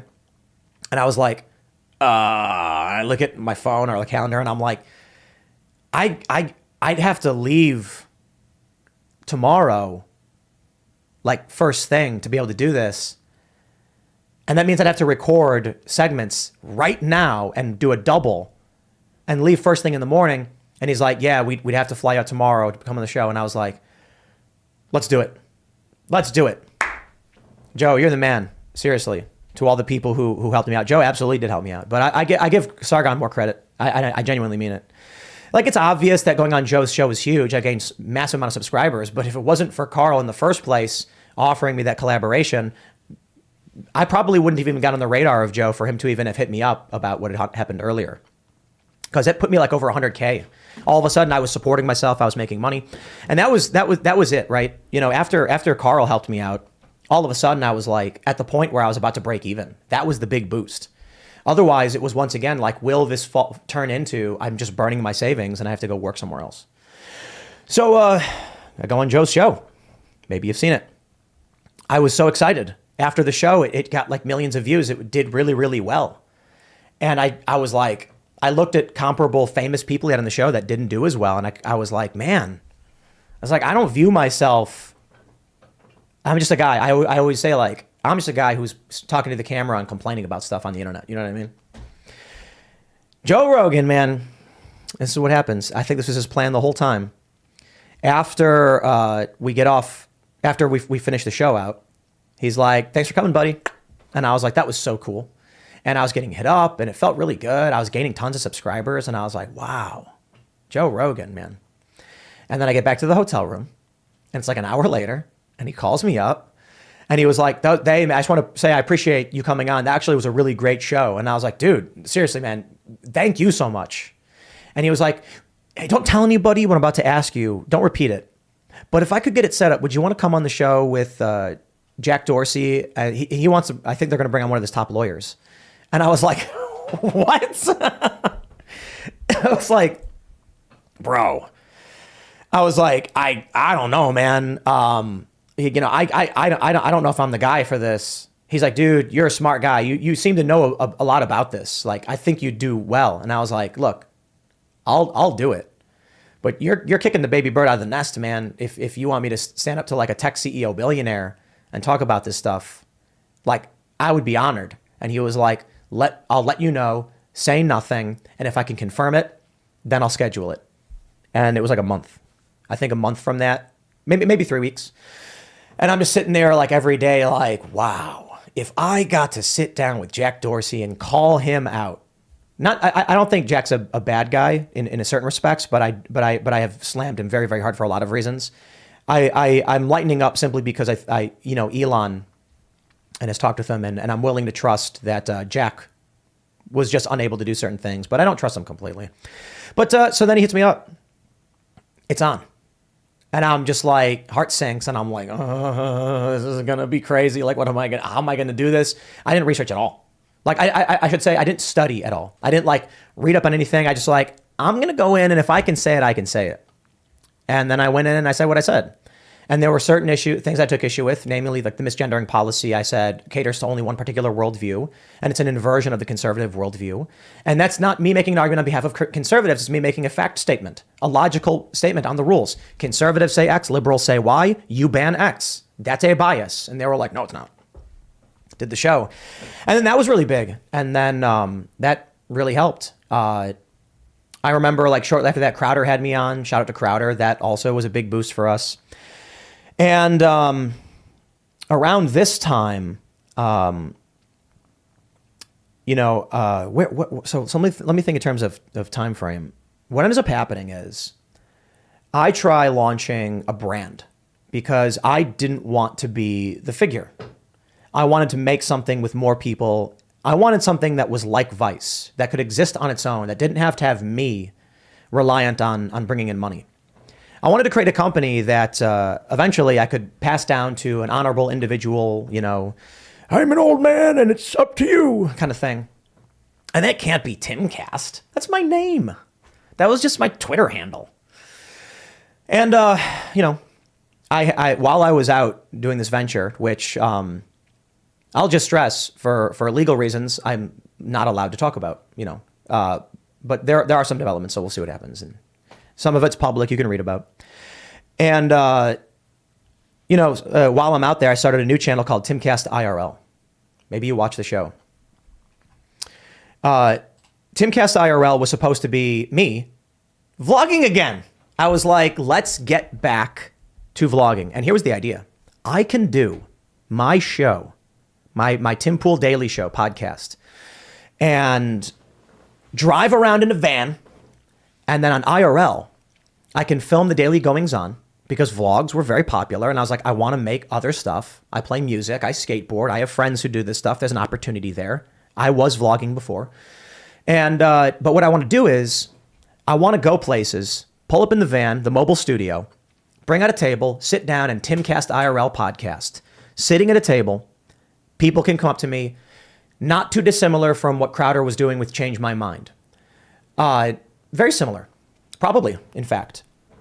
I don't remember when, if I think he was doing real conversations and that turned into Change My Mind. And I was like, it would be a hybrid of that. But I wouldn't be trying to change anyone's mind. I would just be having conversation. So it wouldn't be so much that I would assert a position like Crowder would. And, the lockdowns happened. COVID happened. And I said, there's no way I can do this. So I need to turn it into something different. And this is where Adam comes in, who is a really good friend. We used to play Magic the Gathering together all the time. We'd have game night. Magic, so much fun. Met him when I worked for Vice. One day, because this is how Vice is, you got nothing to do. And I end up saying like, all right, look, we're not scheduled to do anything until for like a week. I'm hanging out. People are leaving. I'm going to go hang out at this store. It's called 20-Sided Store. And I went. It was early in the day. And Adam was there with a longboard. And I had a deck with me. I was like, hey, but you want to play? And he's like, I didn't bring a deck with me. And I was like, all right, whatever. Just bored, want to play some Magic the Gathering. And then he was like, me and my buddies do a game night. You should come hang out. And I was like, dude, that would be epic because I don't have anybody to play cards with. And they also, I think they played poker. I don't know if I ever played poker with them. But it was a big poker table. And it was so much fun. And we would hang out all the time. And I ended up, this is during Vice, ended up getting, and then Fusion, getting an apartment right next to Adam because I needed a place when I was working at Vice. And he was like, get this place. And that apartment actually screwed me over. This is hilarious. They rented out my apartment, and they didn't give me my deposit back. And they moved people in. But I was traveling for Vice, and so I just was like, I showed up one day, because I had gotten another apartment. And then I showed up one day, and the doors were locked. And I laughed. I still had a key to the front door, but the apartment door. So anyway, here's what happens, right? Adam had lived with me in Miami. We wanted to do a show. It didn't really work out. I had brought Adam into Fusion. I wanted them to hire him as like a skate kind of personality, youthful exuberance kind of thing. I don't know what happened with that. It didn't really go anywhere. But, Adam was killing it with like modeling stuff. And he was taken care of. So he didn't need anything from me. But then when I was like, I need to do something that's different. I need to do something that's like I already have a political show. We need something else. You know, it's funny. That's always been what we've done. Hence, pop culture crisis. My view was it would always be better, bigger, a pop culture show. I genuinely believe this right now as well. Pop Culture Crisis, which we launched almost a year ago. Has it been a year, actually? How long? As long as Pop Culture Crisis been up? Might be longer than that. I can't remember. No, I think it's been a year. Talking about pop culture is infinitely more marketable than talking about politics. Now, we have the advantage of politics being pop culture and me having built this thing up over 10 years to the point where it's at now. And so I think Pop Culture Crisis has the potential to become substantially bigger than Timcast IRL ever will be, because news about, you know, like I got a story pulled up in front of me, Kanye West, that's on timcast.com. Cassandra, bravo, with the scoop. News about celebrities is just the average person likes celebrity gossip. It's just a fact. And it's cultural issues. You'll notice that cultural channels, they do way better than we do. They get way more views. Like you take a look at the quartering, for instance, versus Timcast IRL. Jeremy gets I think he gets like 5 million more per month than we do. Shout out Jeremy, cool dude. Good. He's a good guy, and he addresses more culture war issues and stuff, and that is it's popular culture. So he gets a lot of views addressing the overlap. We go politics because that's always been my thing, but we do cultural politics. But so I told the pop culture crisis guys like Brett and Mary, and I was like, you guys do pop culture. And it overlaps with cultural stuff too, because you guys will be way bigger than we ever will be. You know, somebody wants to hear about the retirement of Nancy Pelosi versus Kanye West gets into a rap battle with, you know, insert celebrity or something. Like people are going to be like, yo, I love that song. So here's what happens with Timcast IRL. The goal of the show early on, if you take a look at it, and I'm sure there's a lot of things I forgot. There's a lot of in my interpretation of things, of course. The first few things we did were like UFO sightings, Bigfoot, skinwalkers and stuff. And I was like, I want to do something that's very different from what I already do. And so the show should not be political. We should periodically have like guests come on, but it's mostly going to be like, you know, I'll put it this way. I never wanted to make the Joe Rogan experience. That is just, people just claim that, I guess. I don't want to do what Joe Rogan does. Timcast IRL does not do what Joe Rogan does, and we never wanted it to. But what I really love is weird and wild stories. What I really love is talking about paranormal reality or paranormal activity, alternate reality stuff. Alex Jones is so fun to listen to in that regard. And so I was like, we should talk about like cool, creepy stuff, IRL. Like it was originally supposed to be this vlog, but we'll just use the channel, had 70,000 subscribers. And then I'll just start streaming on it and we'll talk about, you know, whatever. And then 2 things happened. The pandemic. So it was really hard there was no news. Politics was pop culture. And it's like, and my existing audience was very interested in addressing the news of the day. So the show started to turn into something that it wasn't supposed to be. The goal was to have guests early on, but it was to talk about, it was like the idea would be to find stories. Here's how it breaks down. I did 1 segment on Timcast, youtube.com/Timcast. I did 5 on youtube.com/Timcast News. I thought to myself, I upload at 10 a.m., 1 p.m., 4 p.m. on the Tim Pool channel, and then 6, 6:15, and 6:30. How do I get a video to drop every hour of the day? Okay, maybe not like midnight to 8 a.m., but every hour of the day. How do I produce more segments? Need something else. I can't talk about the same stories. They've been talked about. I've really reached the cap with talking about everything. But there are these other stories, very similar to how I launched Timcast News, that I don't talk about. Skinwalker Ranch, cool stories. UFO sightings. Doesn't really, you know, they don't really do that well on the Timcast News channel, but I wanted to talk about them. Why don't I stop doing that and make a new show that's just different for different people? Then what we'll do is it'll be segmented. We'll talk about something for like 10 minutes, clip it, and that will be how I get more segments up every day. Instead of me doing research, because my 4 p.m. segment was like, it took 2 hours to make. The other segments were like free form conversation, and the 4 p.m. was, I would literally just, or the Timcast News was literally just talk. 4 p.m. was talk, stop, screen grab, talk, edit, condense. And that was so stressful and hard to do. With Timcast IRL, I could add, 4 more segments, 3 more segments. We would pull 3 stories. It would be a UFO sighting. It would be, we had a guy come on, talk about relationships. Those were in the news. It was topical. I wanted topical stuff that wasn't politics, that I thought was interesting, that I didn't have the energy to do more monologuing on. So I needed help. And I hit up a few people. And then ultimately I was like, I tried doing something with Adam. He's the guy for this. And I hit him up and I was like, would you want to do a show?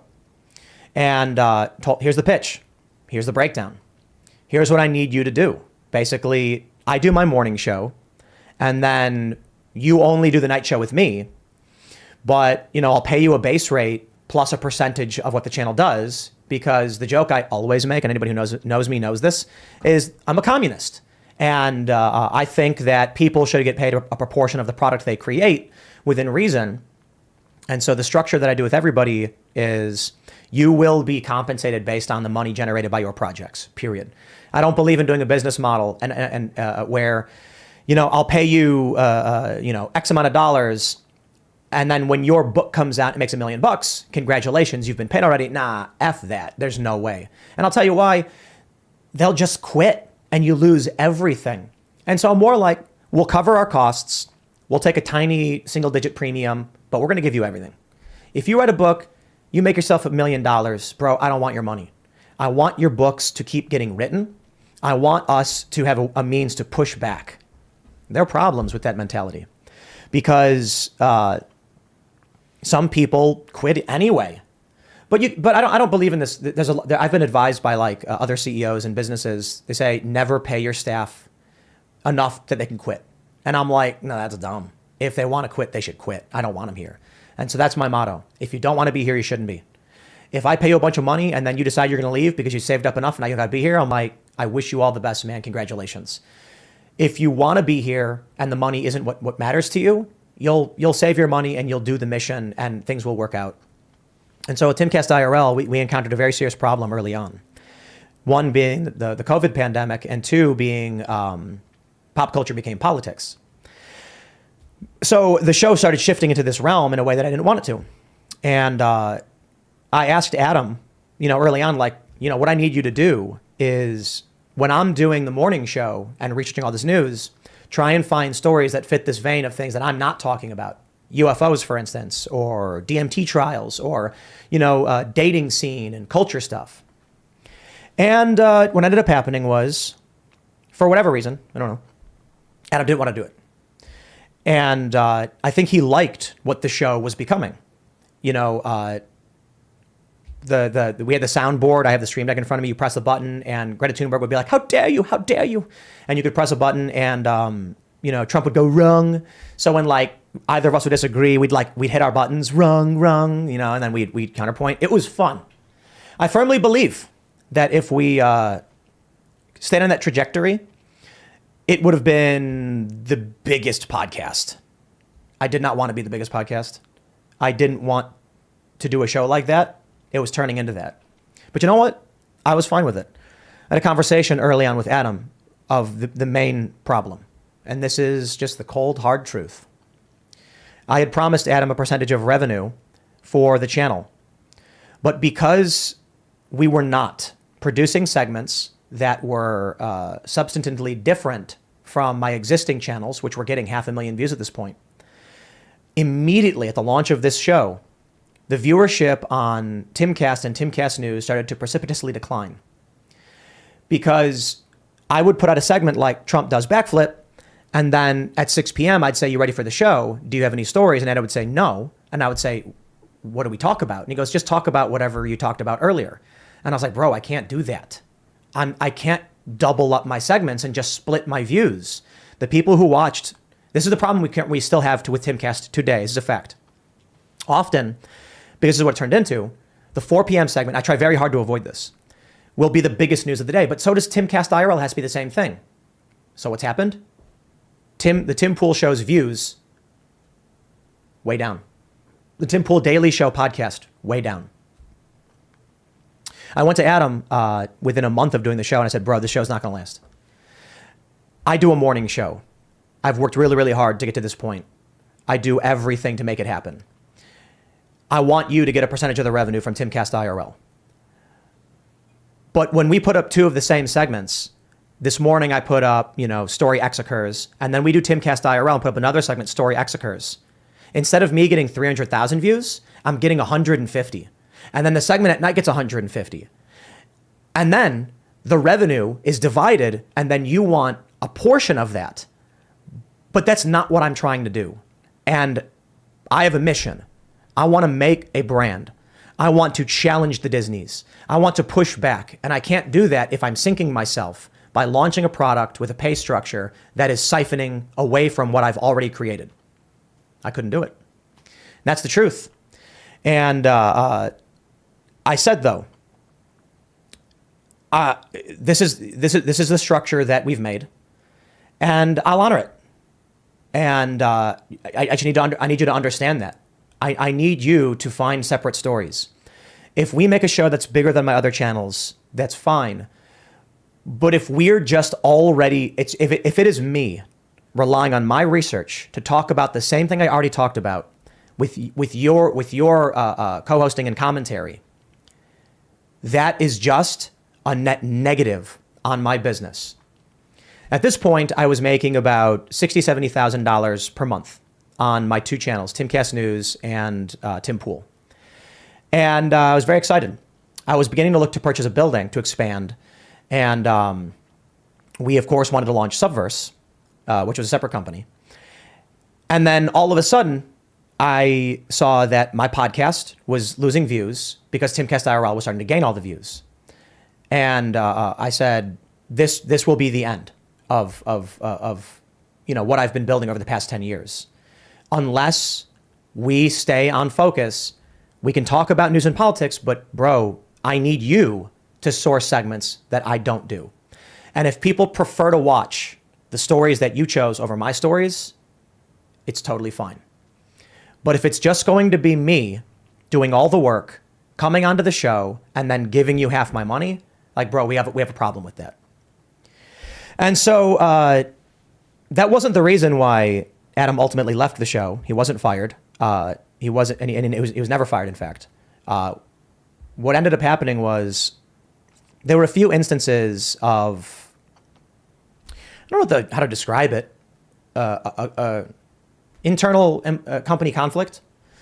We had a couple other people. It was like three employees at this point, really small. And, I had to say things like, hey, like, we can't have this. Like, hey, you can't do this. And so ultimately what ended up happening with the early iteration of the show is that it got to a point where, the reality of the money thing is totally true. I absolutely felt like I had worked so hard sleeping on floors and, working 16-hour days to just enter into a deal that saw me lose half the money when the deal was supposed to be that, Adam would do pre-production for IRL so we could talk about UFOs and dating drama and pop culture. And it was turning into me talking about what I already talked about, but I now had to give him a portion of the revenue. And so I agreed to it. And I said, I'll have to figure this one out, but you make the deals, you stick with them. It got to a point where Adam was paid so much that we were legally blocked from actually offering him more money. At this point, we started making six figures per month. And my accountant informed me that, like, hey, you're paying this guy too much. He made substantially more than I did. And he was like, you're paying this guy too much. There's a limit on what we can do through payroll because of I don't know exactly what they said. But they were like, you're going to have to figure out an alternative structure. And I was like, okay. I was like, man, this is getting crazy. And but the money was never the issue. And I want to be totally upfront and clear about that. The fact that he was getting paid so much and he was getting paid more than me wasn't an issue. It was like I described it as like it's like a personal issue to me, but like it's I genuinely was like, we're gonna have the biggest podcast in the world, so my boy, man, it's gonna work. You know what I mean? Like, I still own the company, I still have the control of everything, and it may not be what I wanted, and it may be turning into something else, and I think there's a risk to the Tim Pool Daily Show, but I think this is going to be something big. And I think maybe that's the way it was supposed to be. Until the final straw happened. And that is, it's just a broken, sad reality. I know that Adam did a thing talking about me. I hope you guys, check out his stuff. And if you like him, you watch him. He deserves it. He's a cool dude. It's unfortunate that these kind of things happen in business. He told his version of the story. I've only seen some clips of it. I've had people hitting me up. I think it was a particularly inappropriate time considering the amount of threats that we've been getting. Dragging my girlfriend into it with stories that aren't true is just so brutal. Just so brutal. My family being dragged into it, just so brutal. My brother never sued me. He was mad about name rights. He never sued me. So here's what happened. I apologize to Lydia for having this become like a public thing, I guess. We were doing the last episode with Adam, and when the show ended, he yelled at Lydia. Like, look, I know everyone's got their version of events, but it was bad. I had to say, dude, chill, stop. People are saying Tim simped for Lydia. He chose hoes over bros. No, that's not what happened. What happened was I had two friends, and they were fighting with each other. One friend didn't understand, I guess, that there's only so much you can do in terms of allowing instigated aggressive behavior legally. It's not the first time I tried warning him to chill out. Like, bro, come on. He had sniped at Lydia. I know they don't get along, and I know why. I understand. And I'm sorry that he felt that way. I wish that wasn't the case. But you can't yell at someone to the point where they're breaking down in tears and just keep going. And then have me, it only stopped when I was like, bro, stop, chill. And then he stormed off. I understand why he was mad. I sympathize. It's a sad story, man. But you can't take it out on a coworker. I want to ask you guys, what do you think would happen if you worked at your company and you started yelling at a coworker to the point where they broke down in tears and it was not the first time you had an altercation? What do you think's going to happen? I'll tell you what happened. The next day, I thought letting Adam sleep on it would be the appropriate thing to do. Let everybody chill out. I messaged him on Facebook and I said, hey man, you can't yell at coworkers like that. And then he said, I don't want to misquote him, but to paraphrase was basically like, I'm allowed to speak what I want to speak and express myself. I don't respect her. I don't think she's good at her job. She says things that I think are inappropriate, and I'm going to call her out for it. And the gist of the conversation was me saying, I get it, bro, but you can't yell at people, like to the point where they're in tears. And then he said something like, if you don't like what I have to say when I say it, then I don't need to be here and I will leave. And I said, and if that's what you want to do, then so be it, leave. And he said, okay, fine. He got in his car and he left. And then I said, okay, I guess I'm going to take full mantle, which I kind of felt like I was doing mostly anyway. I'm just going to do everything. There was a big reason why I told him to chill out. And there's the stupid, unfortunate reason, which I hate, and the personal. The stupid, unfortunate reason is like, if I as an employer have an employee, and I had 3 or 4, scream at another employee to the point of tears, that employee has a legal grounds to take action against me unless I address it. Anybody who works for a company knows it. Adam was not fired. He said, if I don't like what he's going to say when he screamed at an employee, then he'd leave. And I said, if that's what you think, then so be it. He came back later that day and said, so what are we going to do? And I was like, what do you mean, what are we going to do? And he was like, what's it going to be? Like fire Lydia or me? And I was like, bro, you already told me you would leave. And you did. And I've been sitting here all day. Like, what am I supposed to do? You think now, after you put that over my head, you're going to walk back and I'm going to I'm all of a sudden just going to be like, it's all you, bro. Feel free to threaten the destruction of the show unless you fire the employee you don't like. Talk about an impossible situation. So here's what I said. Bro, we can't do this. Like, I can't. There were already the issues with we weren't the show it was supposed to be. There were already issues with I felt like you weren't doing the production I need you to do.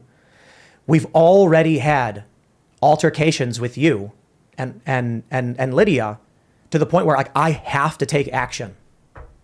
Not just as an employer, but as friends with two people. You didn't want to stop yelling at someone. What am I supposed to do? You know? Who am I supposed to be loyal to? So you know what I did? Man, I'm such a stupid person. I built Adam, I bought him whatever he wanted for his own studio. I gave him the studio in the basement, shouted him out every which way, and he was never fired. I kept paying him. And it's stupid because it opened me up to so much risk. Because I did not want him to leave the show in this way. I did want the lightning in the bottle, as they described it. I did dream about how big the show was going to be. And I thought maybe we will be something that can reach as people. It was crazy to see normies who are like all of a sudden cheering on this dude wearing a MAGA hat. But you know what I can't do? I can't be in between two people where one guy is screaming at the other person and then tells me, too bad, it's me or her and I won't stop. And I say, bro, if that's what you bring to me, I have no choice.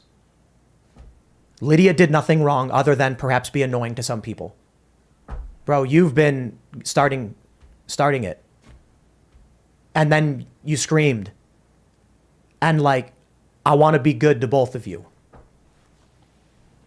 After that, we hung out. It was bad for a week or two, for obvious reasons. It was hard to do the show. Ian, I had met in Connecticut, and we wanted him to help us with gaming development because I was making investments to expand the company. And we actually have a card game we're working on with Seamus. And Ian was a wild card, but I was like, I can't do it. You know, do I just cancel Timcast IRL and shut it down and never do it again? It didn't work. Bands break up for exactly this reason. And people often wonder, like, the band was so good. Why did they break up? And it's like, that's why. It happens. So I thought to myself, I need to make sure that Adam has every opportunity and succeeds. Because this was not an issue of me wanting Adam to leave. We lived in the same house. This is not an issue of me wanting him to I just wanted my buddy to figure it out, make his own thing. He started a show called Timcast. I think it was called Timcast IRL. I said, hey, come on, dude. You shouldn't use that name. Like, you got to be your own thing. Like we hung out, we had gotten dinner, we would eat vegan food every night. We were playing Magic the Gathering. It was sucky for a couple of weeks afterwards, but we started skating again together. We started hanging out. And, it kind of sucked. Adam started using... Adam had started his own thing called Timcast before he had left the show. And I say it legitimately that he left the show. He wasn't fired. I still paid him. But he said, if I don't get my way, I will leave. That's it. People are like, Tim fired him. No, I kept paying him. Paid him again, like a bonus structure. But then he started getting a base salary, doing his own show, keeping all the revenue, separate pay, all of that stuff, using the Timcast IRL name, using our equipment I bought for him, a computer I helped him set him up with. And we decided to move because of the lockdown stuff. And Adam and his wife still worked for Timcast. We got along, we hung out. Nisha's great. We decided to move to the castle. And I said, what do you guys want to do? You can stay in this house for free forever, or you can come with us and we can live in our wooded winter wonderland and like Adam, be in the crew, man, and be a part of what we're building. And like, you own your thing now. This is what I thought was ultimately the best thing. Adam was getting paid a lot of money, and it was really cool to see that I could elevate my friend to this point because he's certainly talented.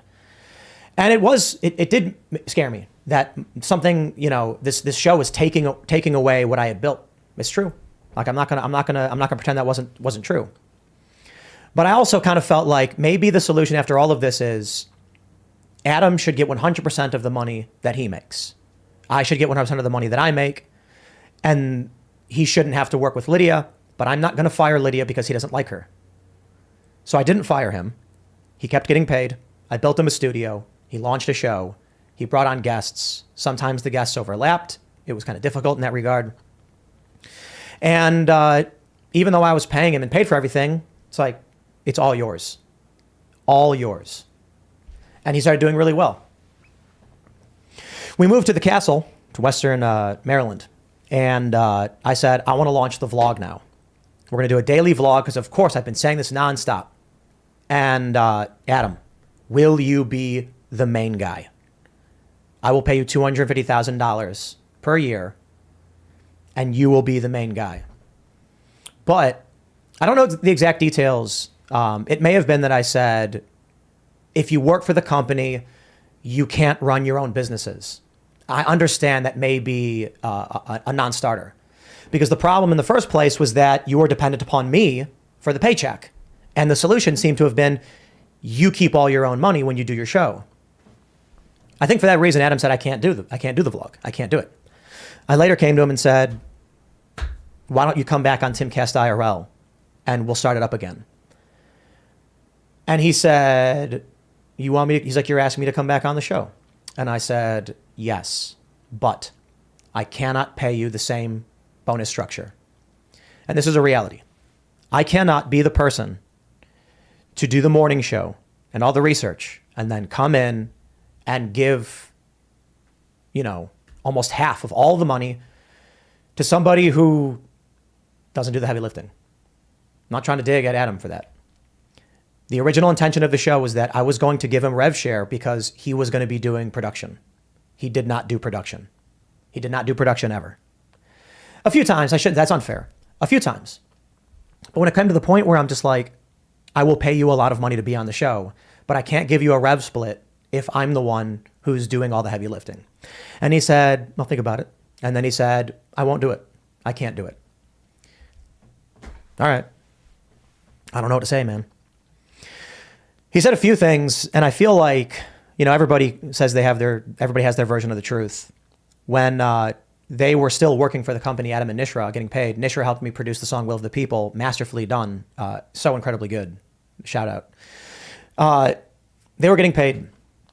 And I explained to them, like, look, I don't want any of the, Adam I think he started doing his coffee thing. And I was like, I don't want any of this, any of the money. I don't care about the YouTube revenue. Even though I was paying their salaries. I was paying Adam a salary. And I was like, I could stop. I don't want to just give you guys money. Like if you guys want it, you can have it. Like, I don't want to fire you. I don't want you to leave. You're my friends. And so they just, kept getting paid for the year after the show ended. So never terminated. In the house the whole time, moved with us, skated with us, hung out with us. Everything was good. When Adam moved here to the castle, long after the end of our IRL, with the Adam iteration, we were hanging out. There was a cat. The cat's name was Scuttle. I called him Herman. They called him Osiris. Everything was good. I recorded music with Nisha. We had jam sessions. We had events. I brought Adam a bottle of Pappy bourbon, Kentucky bourbon. Everyone yells at me when I call it whiskey. I thought everything was just like, we're going good, man. But one day, as we started hiring more people to expand the company, we were launching a website, and we have entertainment lawyers and corporate lawyers. They said, you need employees under corporate NDA. Anybody who works for the company. Anybody who lives in, anybody with access to long-term access to the building has to be under NDA. This is true for any major corporate media office. Even as a guest. We don't make our guests sign NDAs, but we do make long-term contractors sign NDAs. We have to. The reason for it is we want to start doing movies. We're talking, and I talked about this before. We're doing the Cast Castle vlog. We've got, movie stuff happening. And we had a meeting with Corin Nemec. Corin, you are amazing. He did the Cast Castle vlog episode. The ending, man, warms my heart. I hope we can get the Cast Castle vlog to the point where it's comparable to mainstream sitcom level stuff. But we're just a bunch of scrappy upstarts in a startup. But the ending of that episode, when Corin Nemec says his name is Jonas Quinn and he enters the Stargate, it hurt. It hurt inside. Corin, it hurt. Because I love Stargate SG-1. And to see even though it was a gag. For a brief moment, Jonas Quinn brought back to life. I'm like, I love Stargate, man. Anyway, we want to do movies. In order to do movies, you have to do negotiations. And in order to negotiate with producers and comedians, they expect confidentiality, same as we do. If someone comes to me and says, I want to do a TV show, here's the idea. It has to be solicited. We have to accept it. And there has to be an agreement between both parties as to what the negotiation terms are. If there's a person who has access, either because they're an employee of the company or a long-term resident or contractor of the property, it voids your NDA. It's not completely, but the advice we got from our legal was, if you do not have all of your employees under NDA, your NDA becomes unenforceable. Because if you have one employee who is allowed to speak within the company about the projects he works on, but not outside the company, and another employee who is allowed to speak about anything at the company, then you have no NDA. Person A is under NDA and says, wow, we're going to do Jurassic Park parody.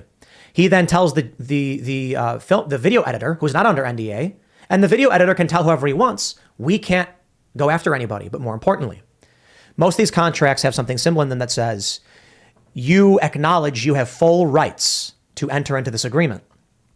If it turns out that someone at the castle was allowed to produce their own content, their own shows, and they were not restricted in access to information or confidentiality, we could not enforce, and thus no one would enter into a contract with us.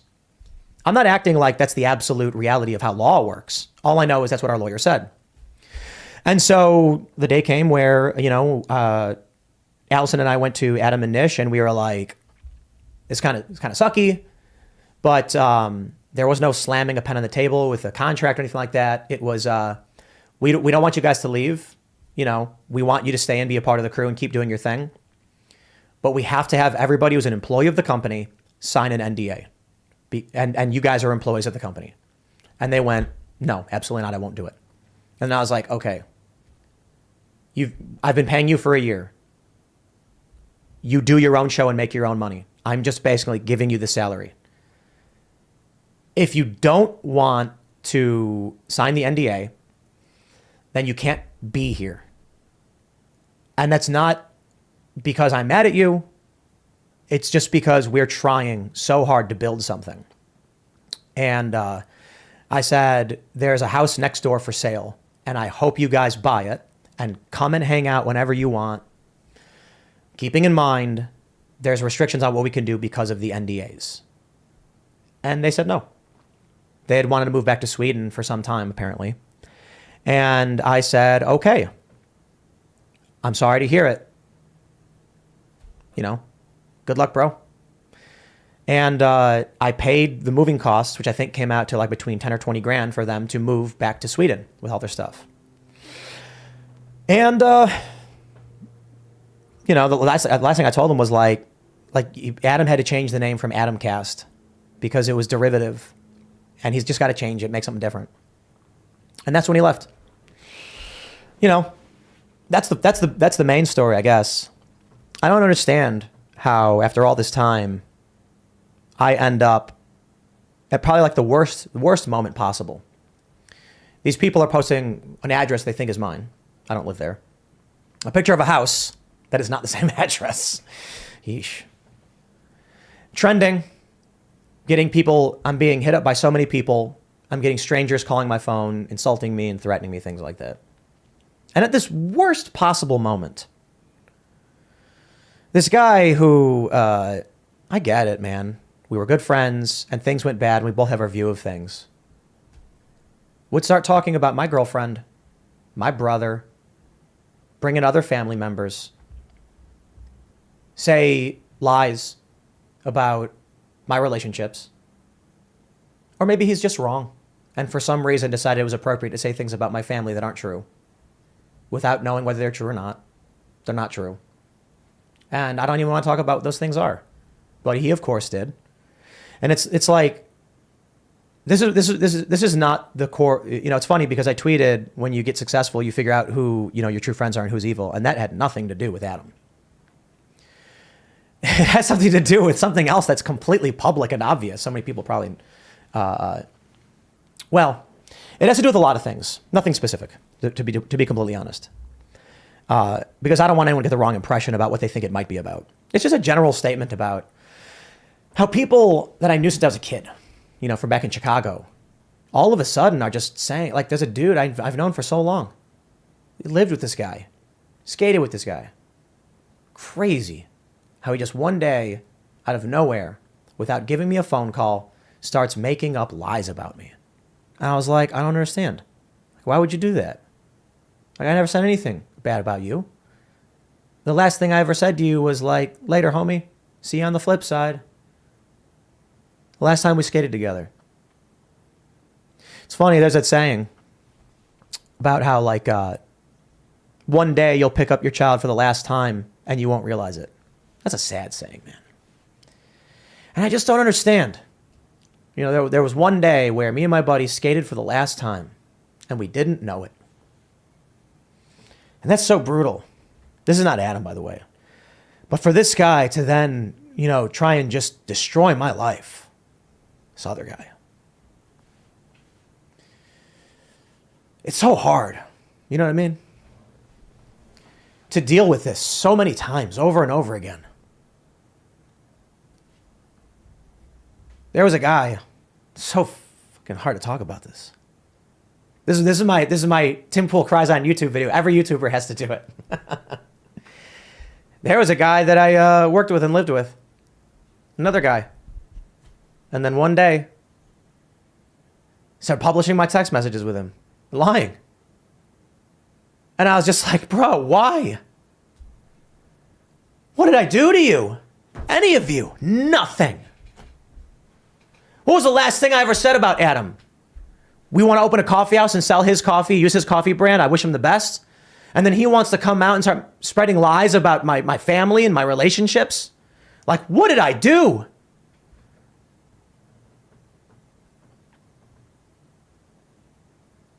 Life's tough, but this is the hard reality. I wanted to take stock of my life. And it was a long time coming because it's not all about Adam. Adam plays a big role because he did a big live stream last night. I was hanging out with my friend and working over there's a lot of work that happens. Making phone calls, trying to set up, an amazing show that I hope happens. And I don't, peddle in the drama stuff. But it got me thinking about the threats that I receive for the work that I do, the doxing of my house, the constant barrage that you get from betrayers and mutineers. And then at possibly one of the hardest times for my family with the death threats we're getting, Adam decides to do that stream. And it was just like, I bust out laughing in the casino. I get a text message like, bro's on a 6-hour, at that time it wasn't 6 hours, but they were like, bro's doing this several hour stream, talking about your personal life and your family and your relationships, making accusations about you. This dude that I haven't talked to, who has never aired his personal business and kept it between us and tried to support him and help him and just make sure that everything was good. And when he had to leave, paid his way to leave because I was always there for him and I wanted him to succeed. But he thinks it's appropriate to talk about your girlfriend and your family and spread things that aren't true because it makes him feel better. And I thought to myself, for all the people who keep doing this, what did I ever do to you? Now, some people have said, clearly, Tim, it's your fault. If all these people around you keep doing it, then perhaps if you smell crap everywhere, check your boot. I know. They're right. I should check my boot. I should absolutely check my boot. And I learned a very important lesson. My girlfriend, Allison, is amazing, if you're listening. And she runs the administrative side of the company, which, wouldn't be possible without her. And every day we learn a new lesson about why the corporate world exists the way it does. Because you don't know who your true friends are. And there is no, they say don't mix, friendship and business, things like that.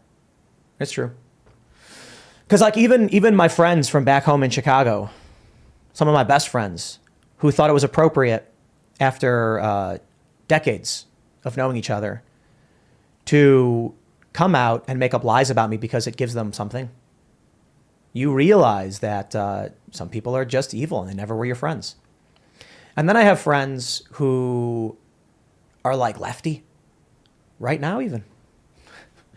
And the left says, that's not true, Tim's lying. It's like, literally true. And they're some of my best friends who are as loyal can be. And that's what I talk about, like talking to my friend who's like a lefty, and like we say these things because we listen to each other. And so what I started thinking when, I saw that I get a message from someone that Adam was doing the stream and making like personal accusations that weren't true, that had nothing to do with our business relationship, that were just damaging, defamatory, and to my family and to my personal reputation. Like not just like about my family. I'm like my brother never sued me. That didn't happen. I was just like, take stock this holiday season of what you're thankful for. And I am very thankful for a lot of things. People like making up lies is what they do. Nobody, I don't live here. I don't live at the castle. Briefly did when there was substantially less people here. Don't live here now. I live in West Virginia in a private house. And then people say things like Tim moved all of his employees out to a commune or something. It's like, no, but only a few people actually live in the building. Like, I think three people maybe I'm wrong. It's a very, very big building. There's a residential component outside of the office stuff. The employees all have houses and they show up for work at 9 and they leave at 5. And the vlog is a joke. Like the vlog that people are like on the weekends, literally no one is here. It's an office building. I don't know. People make things up. So to come full circle to where we are, I didn't do this segment. People are saying damage control, and people are saying it's because of Adam. Adam added to it. I think if you guys like his content, you should watch it. I think my advice to Adam is to stop talking about me. I've asked him to come on the show as a guest before. He doesn't want to do it. I think my advice to Adam is to focus on the news and the stories and the culture and make your show what it should be, something bigger, and make a lot of money for yourself with your company. And that was always the case. That's my advice. But this is also about some other stuff too. It's just that, over the past year, it's really, really piled on. And I think it's because, as I mentioned, this was the biggest month we've ever had on Timcast IRL. There are people who are claiming like Timcast used to be so much bigger, back when Adam was on. And that's not true. It literally isn't true. Certainly we got a lot of concurrent viewers. That may be largely due to COVID. A lot of it, I do believe, was due to the dynamic that we had, which was good. The biggest shows we ever had were after Adam left. Several of them. The show became something different, became something more. And the biggest month we ever had, by all means, go on Social Blade and check, was this past month. And that's just what we're going to keep doing. Grow the company, expand. The advice I got from everybody, traditional corporate advice. Say nothing, Tim. Say nothing. Don't debase yourself with drama. And I said, that is the correct thing to do. But I'm a stupid person. And I like transparency and authenticity. And I like when there is an issue, talking about it. So that's why I decided to do it on this channel, because this channel is like a secondary channel for me. I know a lot of you watch it and I appreciate it. I mean, if you're watching it, you probably subscribe. And, I didn't want to put on the Tim Pool channel because this channel was always designed as kind of like runoff. And so here we are. And Timcast IRL will never do drama. Passively, like when I say like, oh, the Young Turks were talking about me and I'll mention it, but we won't dedicate segments to people talking about me. Because I think the show should be for you and about the things that concern you. And then this channel is kind of just like, oh, it's a channel I have. And, I appreciate it. So it's tough out there, man. The reason I wanted to do a segment like this is because it's impossible to ignore everything all the time when this is the world we live in. It's impossible to ignore the people who, on a dime, decided to hate you. People you've known your whole life, and you don't know why. They just hate you. And then you have to deal with it. And, I can tell my family and my true friends, my real friends, 1,000,001 times, ignore the threats, Ignore the drama.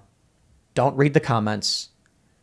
It's only going to get worse. The company is growing. We're hiring more people. We're launching new shows. This is the way it's going to be. If you can't handle that, then I don't know what to say. There are very few people in this world, maybe one or two, where if they said it's either me or the show, then I would say, so be it. And I would shut everything down and I would leave. And I would go live in my van down by the river in my privacy. Some of the most common advice I've ever gotten in my life in doing business, standing atop the roof, standing atop a roof in Chicago at a party with a bunch of politicians years ago when I was a young skateboarder. And these men were all very wealthy. And they said, the biggest mistake you will ever make is making yourself public. Take the money and run. Power likes to be hidden. You won't regret it. In various forms. Fame is the worst thing you could ask for. It's cool when I go to a casino and some dude recognizes me and fans me over and I meet a friend and we gamble and I have a tremendous night where I get a straight flush and we're winning and like all the troubles wash away of all the threats while the whole world is saying they want to kill me.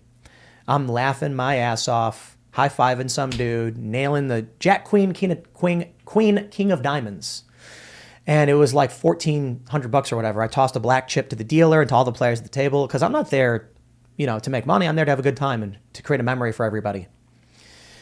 The money you lose is just the cost of smiling and laughing with the people around you.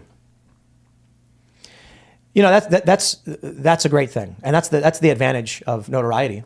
Is that there are people who care about you, who believe in you, who protect you, and who cheer you on the whole time. But for every action, there's an equal and opposite reaction. And that is, for every good person who smiles and waves, there is someone who brandishes a weapon or, makes a threat. And you have to move, get away from these cities for a variety of reasons, not really just the threats. I don't like the laws in New Jersey. COVID was bad. We tried securing a building. The building fell through. There's a lot of complicated stuff. But, mo money, mo problems is true. The reality is this. It's not really mo money, mo problems. It is, in a sense, like with taxes and stuff and like paperwork and accounting.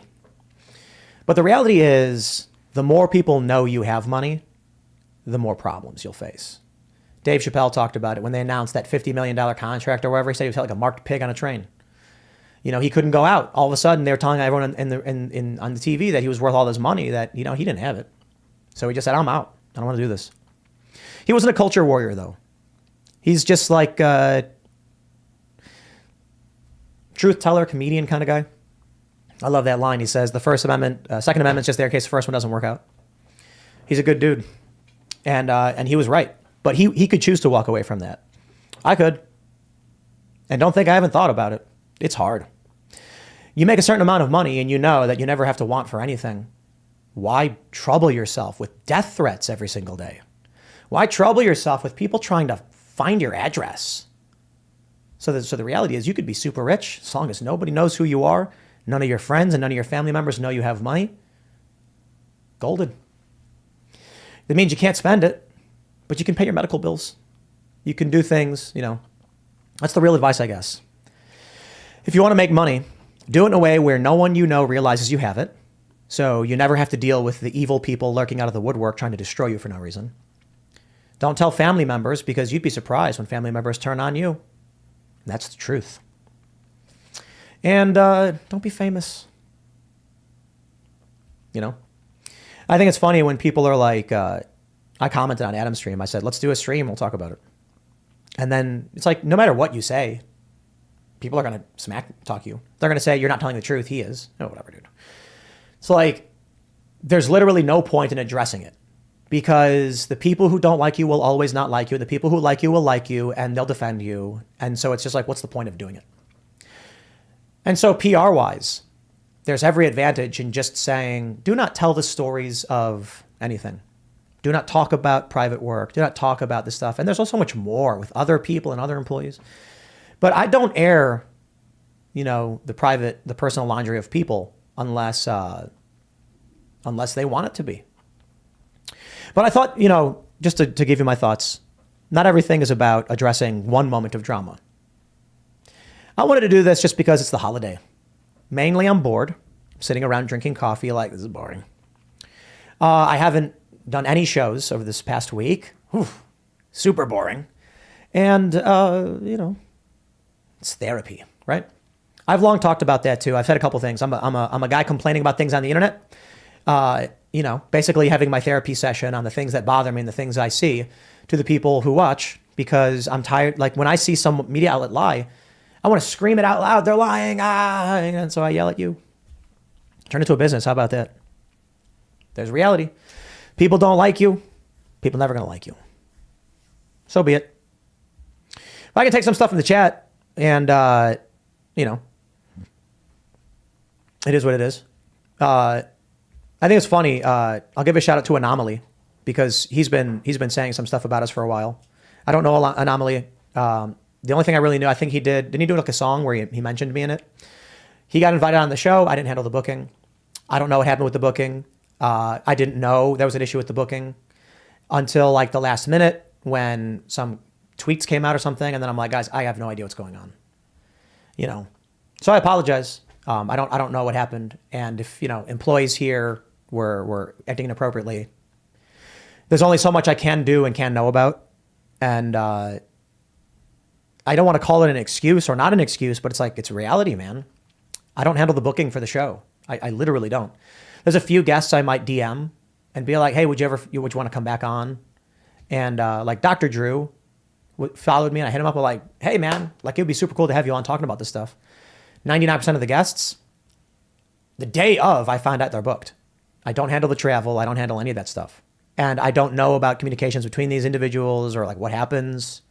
And sometimes guests fall through and I'm just like, I don't know. So apologies, Anomaly. I have no idea what happened, but I'd love to have you on at some point. I think people, I don't know. It would be really cool if we did like, here's a reason why I really wanted to do this segment, this live thing. It's like to explain that. I know a lot of people, the people who like the show don't need to justify. The people who don't like the show are going to hate it anyway. But I firmly believe that it's beneficial to mankind for people to understand how things are behind the scenes and how people feel and how things work. So like addressing the Anomaly thing to like just get all the drama out there. Like he was tweeting about it and I'm just like, I have no idea what he's talking about. Like I know something happened, but I don't know. Like he was trying to get booked and then it didn't work out. My understanding, like what I knew was that he was trying to fly in like on the day of and then the flight got canceled or delayed or something. And he wasn't going to make it. So I was told, hey, the guest's not going to make it. Their flight was delayed. And I was pissed. I was like, what? Like, why aren't they flying the day before or first thing?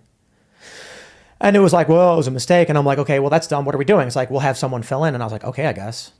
I don't know. Anomaly would have been a way better guest. But, and then there are other people who just like, I don't even know why they hate me. Like, just like spreading gossip and rumors. But that's the reality of this business. We try to pay over market to a lot of people for the jobs they do. Some people here work harder than others because the tasks they do is a reality of business. I want everybody to be able to have their basic needs met. I want the people who work on creative projects to get paid proportionate to the revenue generated by those projects. For the most part, Timcast IRL is the flagship. The Tim Pool Daily Show went from being a top 50 podcast to being off the charts. And that's the thing, too, that I'll address in the beginning. Like, you really got to understand the reality of watching something like that happen. I spent a decade doing this work in news. I created a podcast called The Tim Pool Daily Show. I was getting 300,000 per segment on some videos, and I was getting 500,000 on my Tim Pool channel segments. The Tim Pool Daily Show reached peak, like, number 34 podcast, like top 50.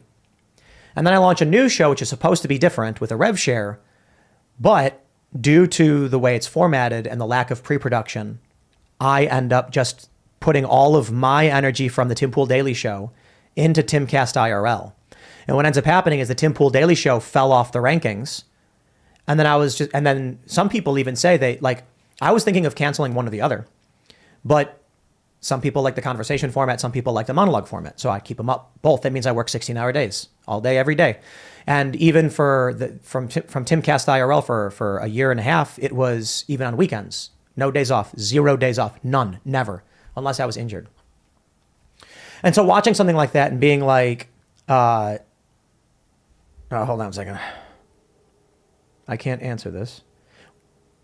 1 second. Let's see. Okay. Sorry. Somebody was calling me.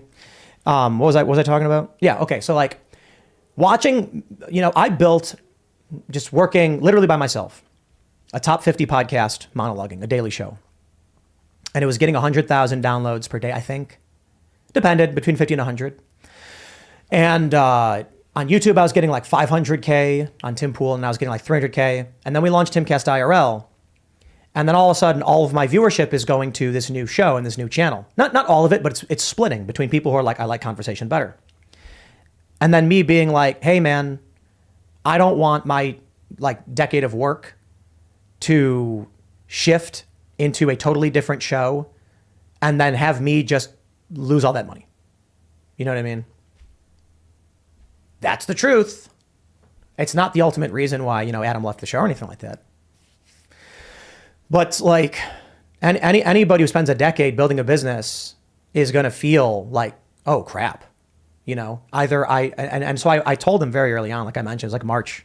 It was like the beginning of March or end of February. And I said, hey man, if I'm the one doing all the pre-production and my podcast is siphoning viewers from my channel where I do this work and make this money, like I need that to invest and build a company and like hire people. I can't just start a show that includes you and then give you a percentage of everything. That's why I asked him to come back on at a high salary, but not a percentage, because like you get paid for the work you do. But again, ultimately it was like the difficulty of having two people who are your friends and one is screaming at them. I don't know what I'm supposed to do. People are saying I'm lying. Like, okay, man, people are saying stuff like they don't like IRL because I scream at Ian. And I'm like, you're right. Early on, I was mean to Ian. I feel really bad about that. Ian's such a cool dude. We still get into arguments, but y'all were right. People were like, Tim, you are being nasty. And then I would read these chats and then be like, I am being mean. I should not do that. I need to like assess. You know what I mean? I'll tell you a couple things to give you like a breakdown of how stuff works behind the scenes. Some people are like, I see the chat, Tim, let the guest speak. Let the guest speak. Ah. The best show ever was Milo Yiannopoulos because he just talked. That's the point of what IRL was supposed to be. I can only do so much.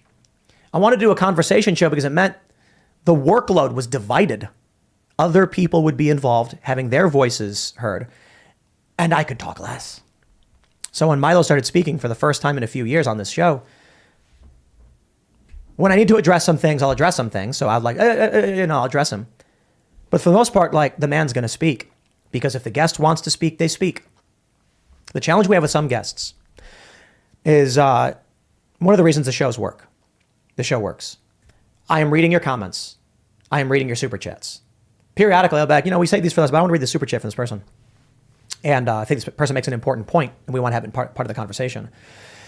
Some people, are telling me, like, they'll post Z's in the chat, like, move on. You've talked about this. We were debating abortion with Seamus, and it was like 15 minutes, and they were like, guys, we're done with this. And then I'm like, okay. Like, the audience is clearly expressing an interest in an expansion upon this.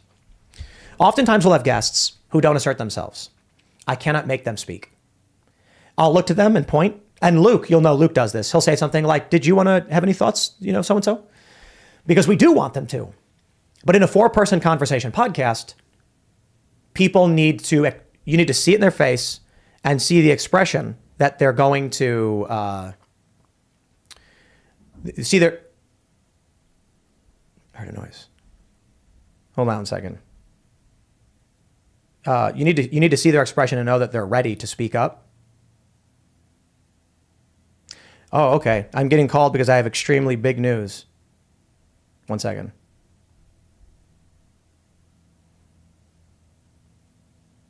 Oh my God. I just got one of the best text messages I've ever received in my life.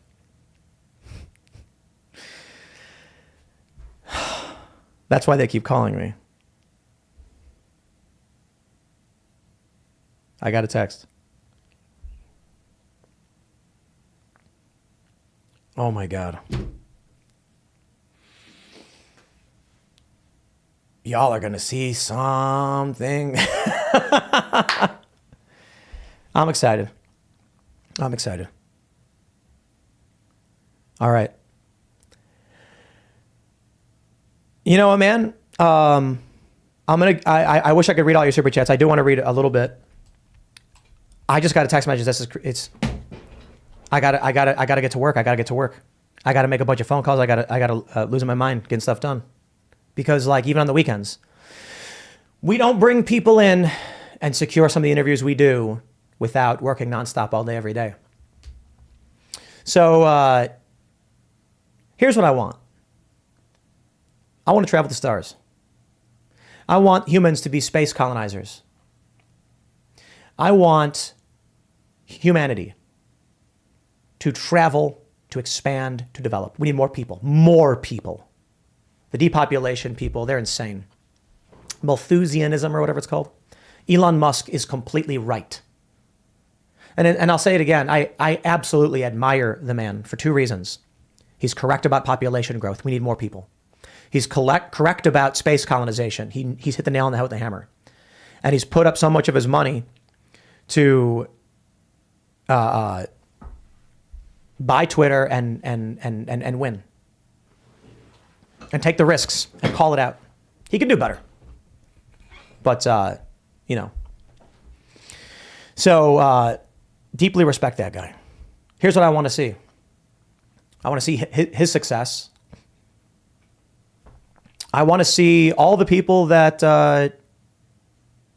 were my friends stay my friends. I want to see Adam succeed. So you guys can watch his show if you want. I want respect for personal boundaries. Like, I don't know what my relationship has to do with Adam's story or why he did that to me.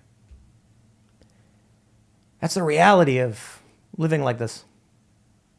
And it's going to get substantially worse next week. I know. And so not a day goes by that I don't have to ask myself, what's better? Sitting in this room, growing this business, saying the things I say, with all the bad that comes with it, or would it not be better to simply retire after making the first $1 million and just say, I owe nothing to nobody. With this money, retiring with more than most people have, I can live in a van. I care for very little in that regard. Material possessions are not something I'm super concerned about. And I can hang out and just go fishing.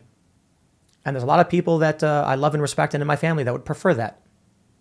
Especially when people are threatening to kill me. I'll tell you this. You know what I don't care about? These Antifa soy boys. We're going to find out where you live. I'm like, oh, okay, come to MAGA Country Mountain, bro. Please don't. I'm kidding. Like, you're going to get hurt. These people out here, I'm looking at the forest right through this window. You can see it's right there. You know what I do care about? Is when the people who were my friends for the longest time decide they want to hurt me for no reason. It's like, okay, homeboy owes me money. I know how I can hurt him. I'm going to spread rumors about his girlfriend. Great. We had a bad business relationship. I'm sure I deserved it. I'm sure I deserve all of it. You know why? You know why I deserve all of it? It's true, because I'm rich. It's not fair to anybody. It's not fair, says the universe, that you live a life free from harm. I've never felt that way. I don't believe that. I believe that for every action, there's an equal and opposite reaction. And so the reality is this. I work very, very hard, sacrifice a lot. And it's only because of you that it turns successful. It's only because of people, humanity, that all of the collective voices of those who like what I do contribute a tiny piece which lifts me up in an insane way. No one is deserving of that power. And of course, with it comes karmic justice. I don't believe that if you're a good person, only good things happen to you. I believe that everyone will experience conflict, strife, happiness, and success. And so that means if you're going to live a life where you are wealthy because you've succeeded, there will be in the universe a karmic balance that you don't get. And a lot of celebrities believe this. That's why they tip 10 grand or whatever. But that's not hardship. That doesn't. You can't pay away the karma. You don't get to be free from harm. For the average person, their struggles are, I can't afford my bills. A real problem for people, medical bills. I believe we need to solve that problem. I don't have that issue because I'm successful. And so it's not fair that I would just get to be free. I don't know if it's fair or just or the universe, but I view it as like universal balance. There must be something that gives me strife and conflict because you do not live, it is not, this is not the way life is. You don't get to just be living in a marshmallow factory where it's nothing but, fluff and love and, all that stuff. I should read some of these super chats because I do have to get this phone call. Holy crap. What do we have here? What is this? Grofty says, this rooster is staying in the coop you have built, Tim. Buck, buck. Shade and sweet water to the entire Cast Castle crew. Let's see. Will someone pick up the Mike worst teaser ever? I don't know if I can actually go through and read all these. There are some people who are not fans of Adam, but I don't want to read those. Raymond G. Stanley Jr. says Roberto Jr. is second best junior. That's a tough call, man. We love you, Raymond. We do. But Roberto Jr. is one of our top talents. If we started disparaging him, you get very... Okay. Yeah. I appreciate all the super chats. And I don't want to leave without reading so many. But I don't want to read the ones that are disparaging. I want Adam to succeed. I've always wanted Adam to succeed. I wanted to have him run the Cast Castle vlog and be the main guy running it. But I understand why he didn't want to do it. It doesn't work when, it was funny. I saw a comment. They were like, Tim is rigid and Adam is fluid and they're both alphas. And I was like, no, certainly not. But Adam is his own, he's a leader, not a follower. So it doesn't work. In the end, that's all that really matters. He knows what he needs and what he wants, and that's why he needs to have his own show and should not be working for my company. The same is true for any high-profile, high-top talent person. We cultivate talent here. We're trying to. People that we think are awesome, and we want them to succeed, and I want them to get paid for their success, and I don't want their money. I don't want to do an IPO for this company. I don't want to sell shares. I don't want to take investment. So it would work if I just said, you get paid dirt and we get everything. And then I put all the money into whatever I wanted. But Timcast IRL and Timcast are the flagship that make most of the money. I'm not going to give that to somebody else. The hosts that we have for the new stuff we're launching, when we get to the point where your shows generate $1 million, don't need it, don't want it. I'm content. I'm happy. I want to build new stuff. I want you to have access to it. And you know what that means? I've been warned about this from entertainment lawyers. They're like, you realize that means they're going to quit the moment you give them a big payout. I'm like, I guess. Yep. So get them under contract now. Yeah. So we do have employment contracts because I don't want people to take the investment money. We're going to invest a lot of money into getting people advertising and shows and building studios for them. I only ask I get that money back if/when you become successful. That's what the contract is for. I learned the hard way. If you don't get a contract, even when you do. All right. Man.